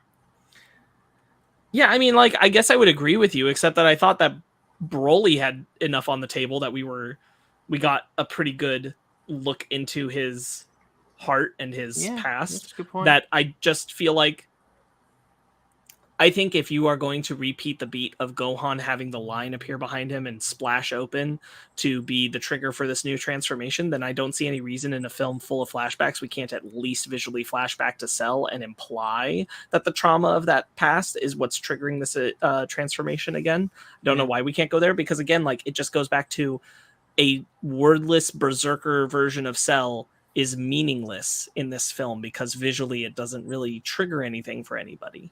Yeah. Mag is in the comments, but if you want to pull that up. Yeah.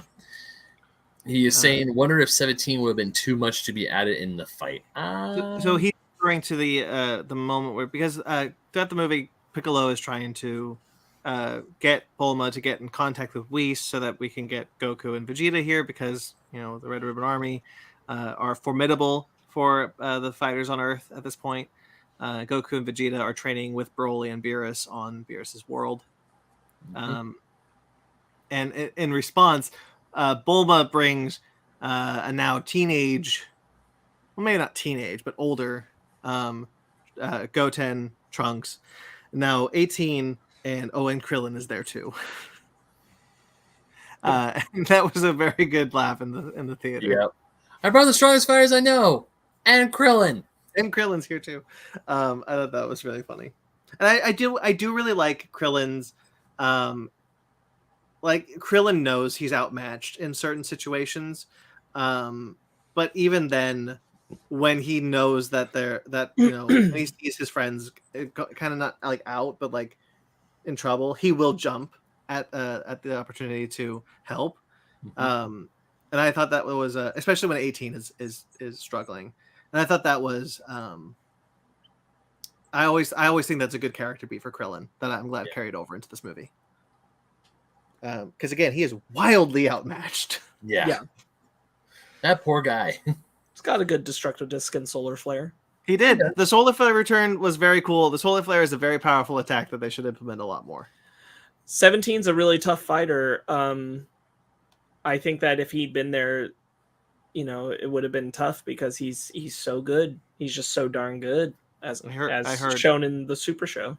I heard he won a tournament lately. Yeah. So, I mean, with 17 there, like, I don't know, might have been put down pretty quickly. I mean, because you got Goku and Vegeta out in space, and clearly, regardless of how powerful Cell Max or Gohan Beast or Orange Piccolo may be, none of them had a power level strong enough for Goku or Vegeta or Whis to sense it. So I guess it can't be that big. Right. They're just kind of watching whatever. I liked the brief look into what's happening with Goku and Vegeta. Yeah. Especially because Broly, Broly starts to lose it, and Goku's like, wait! You're not gonna freak out at me again, are you? I think that's all good. Beerus was very funny in this movie, funnier than I've seen him in a long time. Mm-hmm. When he clearly has a crush on Chile, and like is so supportive of Lemon. Mm-hmm.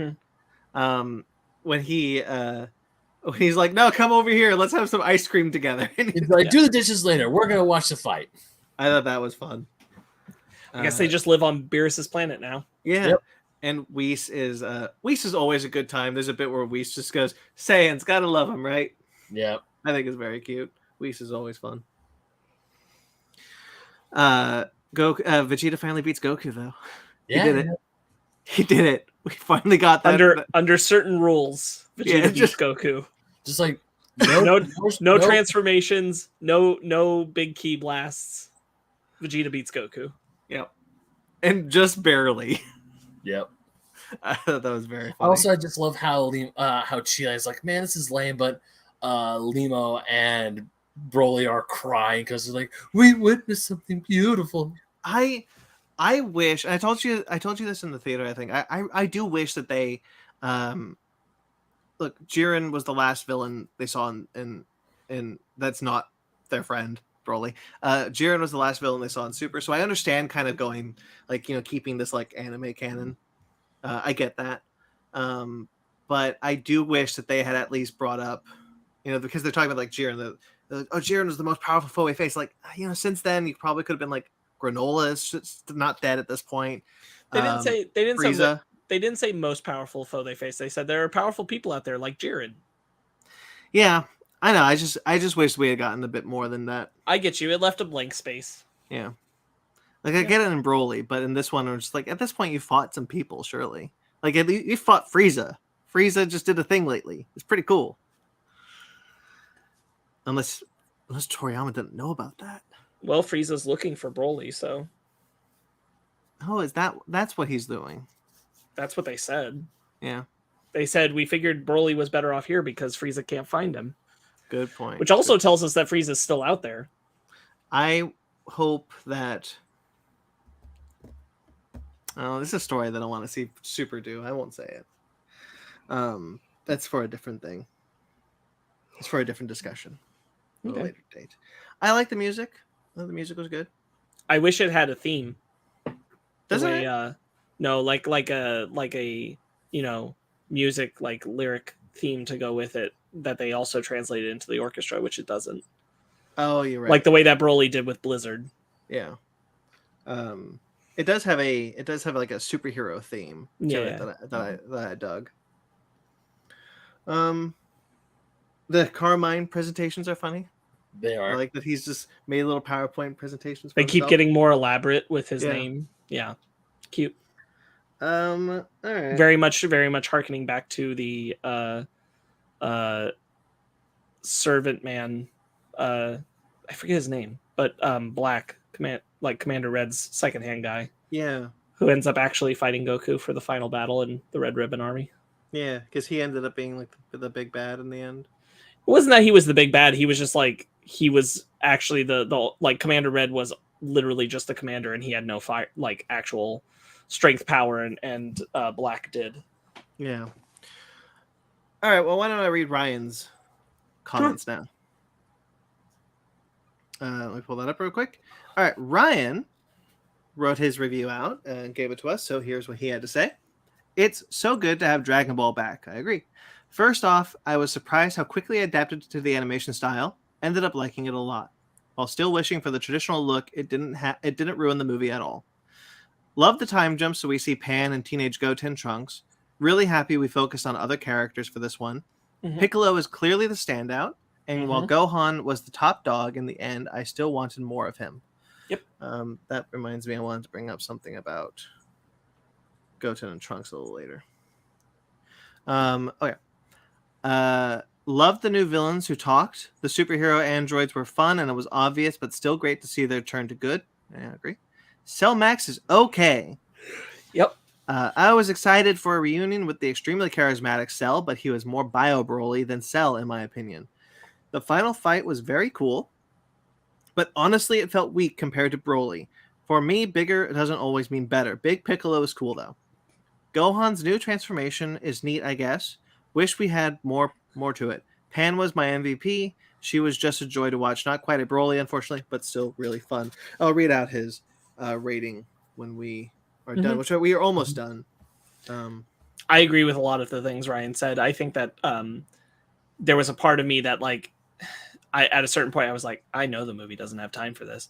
But, like, I wish they'd use the Dragon Balls to reincarnate Cell into that new body, like, to bring back his consciousness. Oh, sure, yeah. Like, actually make this if you're going to bring a character back, bring a character back. This was not bringing a character back. This was referencing a character. Yeah. Which is not the same thing.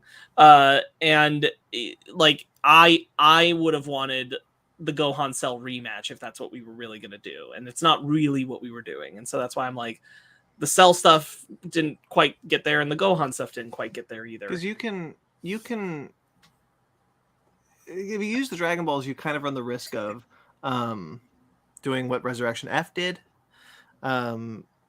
which wouldn't necessarily be a bad thing, but you do have a way to kind of circumvent that with the fact that they built a new Cell body. So you could be like, I wish that Cell's soul was put into this body. Right. Well, and they also said, like, part of the, like, I thought that they might have keyed that up with before Piccolo used the Dragon Balls, but when they're talking about Cell Max, Hedo says that right now this is just a cluster of power. You know, Yeah. If you want to have it under your control, you know, it doesn't have a mind yet. It doesn't have that sense. And so, like, they could have used the Dragon Balls to, like, to make that shortcut. Like, we'll put Cell back in Cell. And, you know, you could do that and still have the dragon transformation for Piccolo, because it's established in the Dragon Ball universe that ever since the dragon was upgraded to have more than one wish, you can just say, I've got no more wishes, and it will just go back into the balls until you summon it again. Right. That's happened in Super. So you can do that and have Piccolo be like, hey, I wish for my latent ability. I've only got the one wish, though, and then it goes away, and then the Red Ribbon Army uses the last two wishes. Right. Or, yeah, there were ways to get around this in a different way and have your Orange Piccolo and have your Cell, too. Yeah. I feel like Cell Max, as visually engaging and striking as it is, and as cool as I think a lot of the battle beats are, is kind of like some of the worst of the old Dragon Ball Z movies. You haven't gotten to it yet, Brandon, but there's a lot of Hirudegan vibes, which is the last of the classic Dragon Ball Z films. There's a lot of that in this form of Cell, where I'm kind of like, yeah, all right. I mean, he's big and he's raging and he's like, oh, okay, but in a slew of Toriyama making these films where I'm just so emotionally connected with all of the characters. I was emotionally connected with Beerus as an antagonist. I was big into when Frieza came back because that was done so well. Obviously, the Broly movie is incredible. This one, on its scale of its villain emotional connection, and then its kind of secondary protagonist Gohan, wasn't quite matching the level I feel we've been hitting with the previous Super films. Sure. I really like that the dragon gave the little bit extra because he remembered Kami. That is there, and I think that's kind of cool. That's kind of cute. Yeah, I do too. Because Kami created Shenron, and then they brought him back. I realize that this film is far more comedic than Broly. I get it. Oh yeah, it is kind of a bummer that we don't get proper Gotenks. Yeah, I do appreciate that Fat Gotenks was part of the fight and didn't just wait 30 minutes to try again. But it hasn't been that long since the two of them have fused recently. So like the fact that they screwed it up so badly. it's been a while. Well, not since they weren't part of the Universal. Well, it hasn't been that. I guess it has been probably 3 years. Well, they should practice it more. It's probably been 4, closer to 4. Well, The last time they would have fused would have been when Vegeta's brother showed up. No, they fused when Beerus showed up.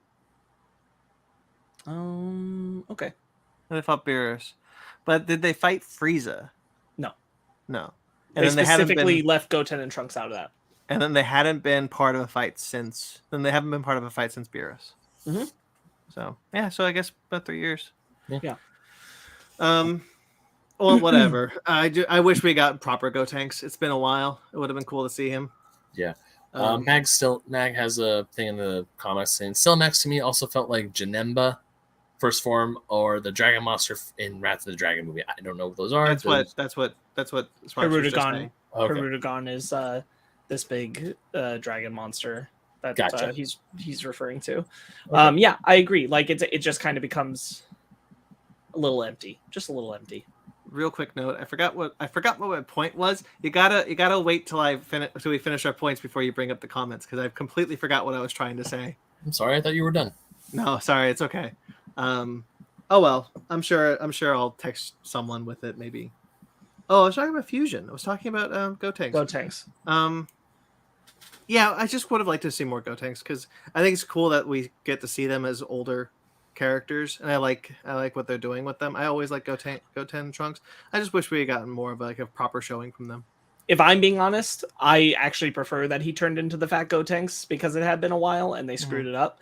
And I am stunned that when we get that last shot with Pan that we don't see it because they do it correctly, but we just fly through and then we don't see Gotenks after that. I thought we would have just seen him in the last shot like properly and I would have been like, yeah, that's cool. But like Fat Gotenks worked better for me because Fat Gotenks was actually like unique in the fight, whereas like regular Gotenks, like he ain't gonna win the fight. So like I don't know what more he provides us other than another person with slightly more power blasting at the thing. Like that's all they would have been. Yeah. Because again, like and honestly, I like having Gotenks there. And Krillin to an extent. 18, unfortunately, I feel like doesn't provide a lot. I'm glad she's there. I'm glad we still remember her as her character and like that she is one of the most powerful of them. And so she should be there. I just like it's again this whole thing is supposed to come down on Gohan, and I just don't feel like it comes down on Gohan the way it should. Yeah. All right, shall we rate it? I guess so, yeah. Yeah. All right, Ben, why don't you go first since you're falling asleep? Blood sugar's a little low, sorry. That's fine. I would say an 8.5. I like the fights. I love Piccolo. I like Gohan's new form. And Pan is just absolutely adorable. I do hope that when they make another DBZ DB Super movie, I hope they go back to the original 2D animation because those, once again, we've said it before, I'll say it again, flashback scenes were animated beautifully, but the animation in this one wasn't bad, and I still highly enjoyed the film, so 8.5. Yeah. I hope that the next thing we see from Super is the anime, quite honestly. Sparks? Yeah, I think that overall it's pretty good. I really like a lot of the Piccolo stuff. Gohan's good. It's just I don't think that like we're given enough time with him to warrant the turning to the transformation, or we're not given enough time with the transformation itself. I do like the special being canon moment. I think that's very good. It's very charming. I like that a lot. It doesn't entirely make up for the fact that this transformation kind of almost comes out of left field. It does feel like I'm trying to take a leap forward with these characters to make them comparable. And Piccolo's just felt more not only ingrained in the plot and narrative and emotional, but natural. Whereas Gohan's kind of feels like pushed out. It's cool that they rewarded the internet long Gohan white desire. We now have it. Here it is. It's real. This transformation has long been fanficked. So that's cool. TBD on how I fully feel about it when it's utilized in the future. Because there's just frankly not a clear amount of it. I feel like the humor and the love for the legacy of Dragon Ball is also present, that it more than makes up for, and the animation is good and the music is good and the characters a lot of the side characters are given a lot of good due. So it more than makes up for the shortcomings of the emotional narrative. I think that it's both being a huge fan of the Cell saga and the way it ended with Gohan. This felt like a really cheap rehash of some of those beats when it gets down to its final bits of the act, rather than like bringing some energy to it that felt emotionally whole. And I think coming from Broly, I just want more emotionally engaging storytelling from Toriyama, because he's shown he's capable of it. And I feel like we didn't quite go all the way there where we could have. But that being said, like, it's still such a good, fun time in Dragon Ball. And I'm just happy to have gotten to see it on the big screen. And I'm never going to complain about there being more Dragon Ball. So overall, I give it an 8 out of 10. I know we'll never top Broly. I know it. It's never going to happen. But I don't want us to stop striving. Ryan also gives it an 8 out of 10. That was his score from his review that he sent us. I'm really happy with this movie overall. Really happy with this movie. I'm glad that Piccolo is made relevant into the future of the Dragon Ball story again. I'm never opposed to giving them power boosts to get them closer to where Goku and Vegeta is, so they can be part of the story. I understand it's difficult with the human characters, but not quite as difficult with the alien characters. So I'm happy about that a lot. Really liked the character stuff in this movie. I've said my gripes. They're small. 9 out of 10. All right. Yes. That'll do it. Like we said, there is no book club this week. There will be one next time Ryan is on the show, and hopefully that will be next week.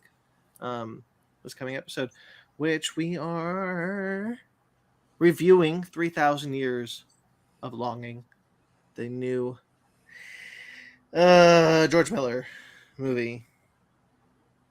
So stay tuned for that. Yep.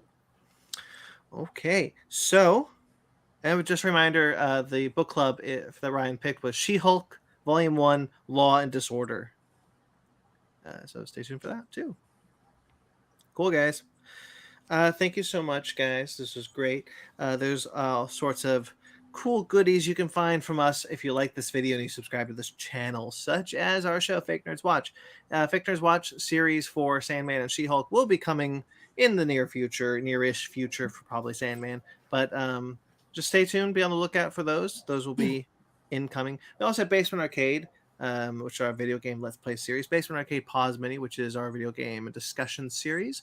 Fake Nerd Book Club is our comic book series, comic book discussion series, and Animation Station, where that's pretty self-explanatory. We talk about animation, like Dragon Ball Super Superhero. Well, we did that here, so it's not actually on Animation Station. Brandon just lied to you, audience. We're gonna do it again. After this, we're going to record an Animation Station. We're just going to say the same things. Brandon continues to lie to you, audience. Mag in the chat saying, take care, guys. Be safe. You too, sir. Okay. You can also support us financially if you'd like us that much. You can check us out on Patreon or TeePublic, which are links below. as well as our website, as well as on our website at fakenerdpodcast.com. Thank you to everyone who listens. We greatly appreciate it. Thank you to thank you to everyone who listens. We greatly appreciate it. Thank you to everyone who watches the live show, who's watched the live show today, and who's going to watch the rewind later today, or tomorrow, or the next day, or whatever. Our Prey review, our Prey episode is got like 130 watches. Good job, Cool. Prey. Thanks for that. That's a big number for us, guys. Thank you to Jeremy Vellucci for all the music you've heard here tonight and all the music you hear on all of our shows. You can check out his stuff at Jeremy Vellucci Keyboards on Instagram, or his show Suburban Proctologist on iTunes, Facebook.com/Suburban Proctologist Official, or Instagram at Subproc Podcast. Thank you to Mike Matola. Mike Matola is a great guy. Collaborated with us on a great many things and did some of our logos for us. You can find him at Mike Matola on Instagram and TikTok. Thank you. Find us on Twitter, Instagram, Facebook, all at Fake Nerd Podcast, fakenerdguys@gmail.com. If you'd like to get in touch with us personally, I'm at BT McClure on Instagram and Twitter. I also write for Screen Rant, Atomic Geekdom, and KaijuRamenMedia.com. Ben. You can find me getting, excuse me. You can find me getting that blood sugar up and then growing my cult at BenMaggot27 on Instagram, Twitter, and TikTok. And you can also find me writing for Old School Gamer Magazine, Fusion Gaming Magazine, and GoNintendo.com. Sparks. You can find me just trying to get a little bit more from the dragon at Sparks Witty on Instagram, Twitter, SPARKZ Witty. And you can find Ryan at DJ Tony Snark everywhere. DJ Tony Snark 616 everywhere. All right, subscribe to us on iTunes, Stitcher, Google Play, TuneIn, Spotify, iHeartRadio, Amazon Music and Podcast, and Pandora. Rate and review wherever you get us. We greatly appreciate it. Like this video, subscribe to this channel. Until next time you see us, guys, stay fake nerds.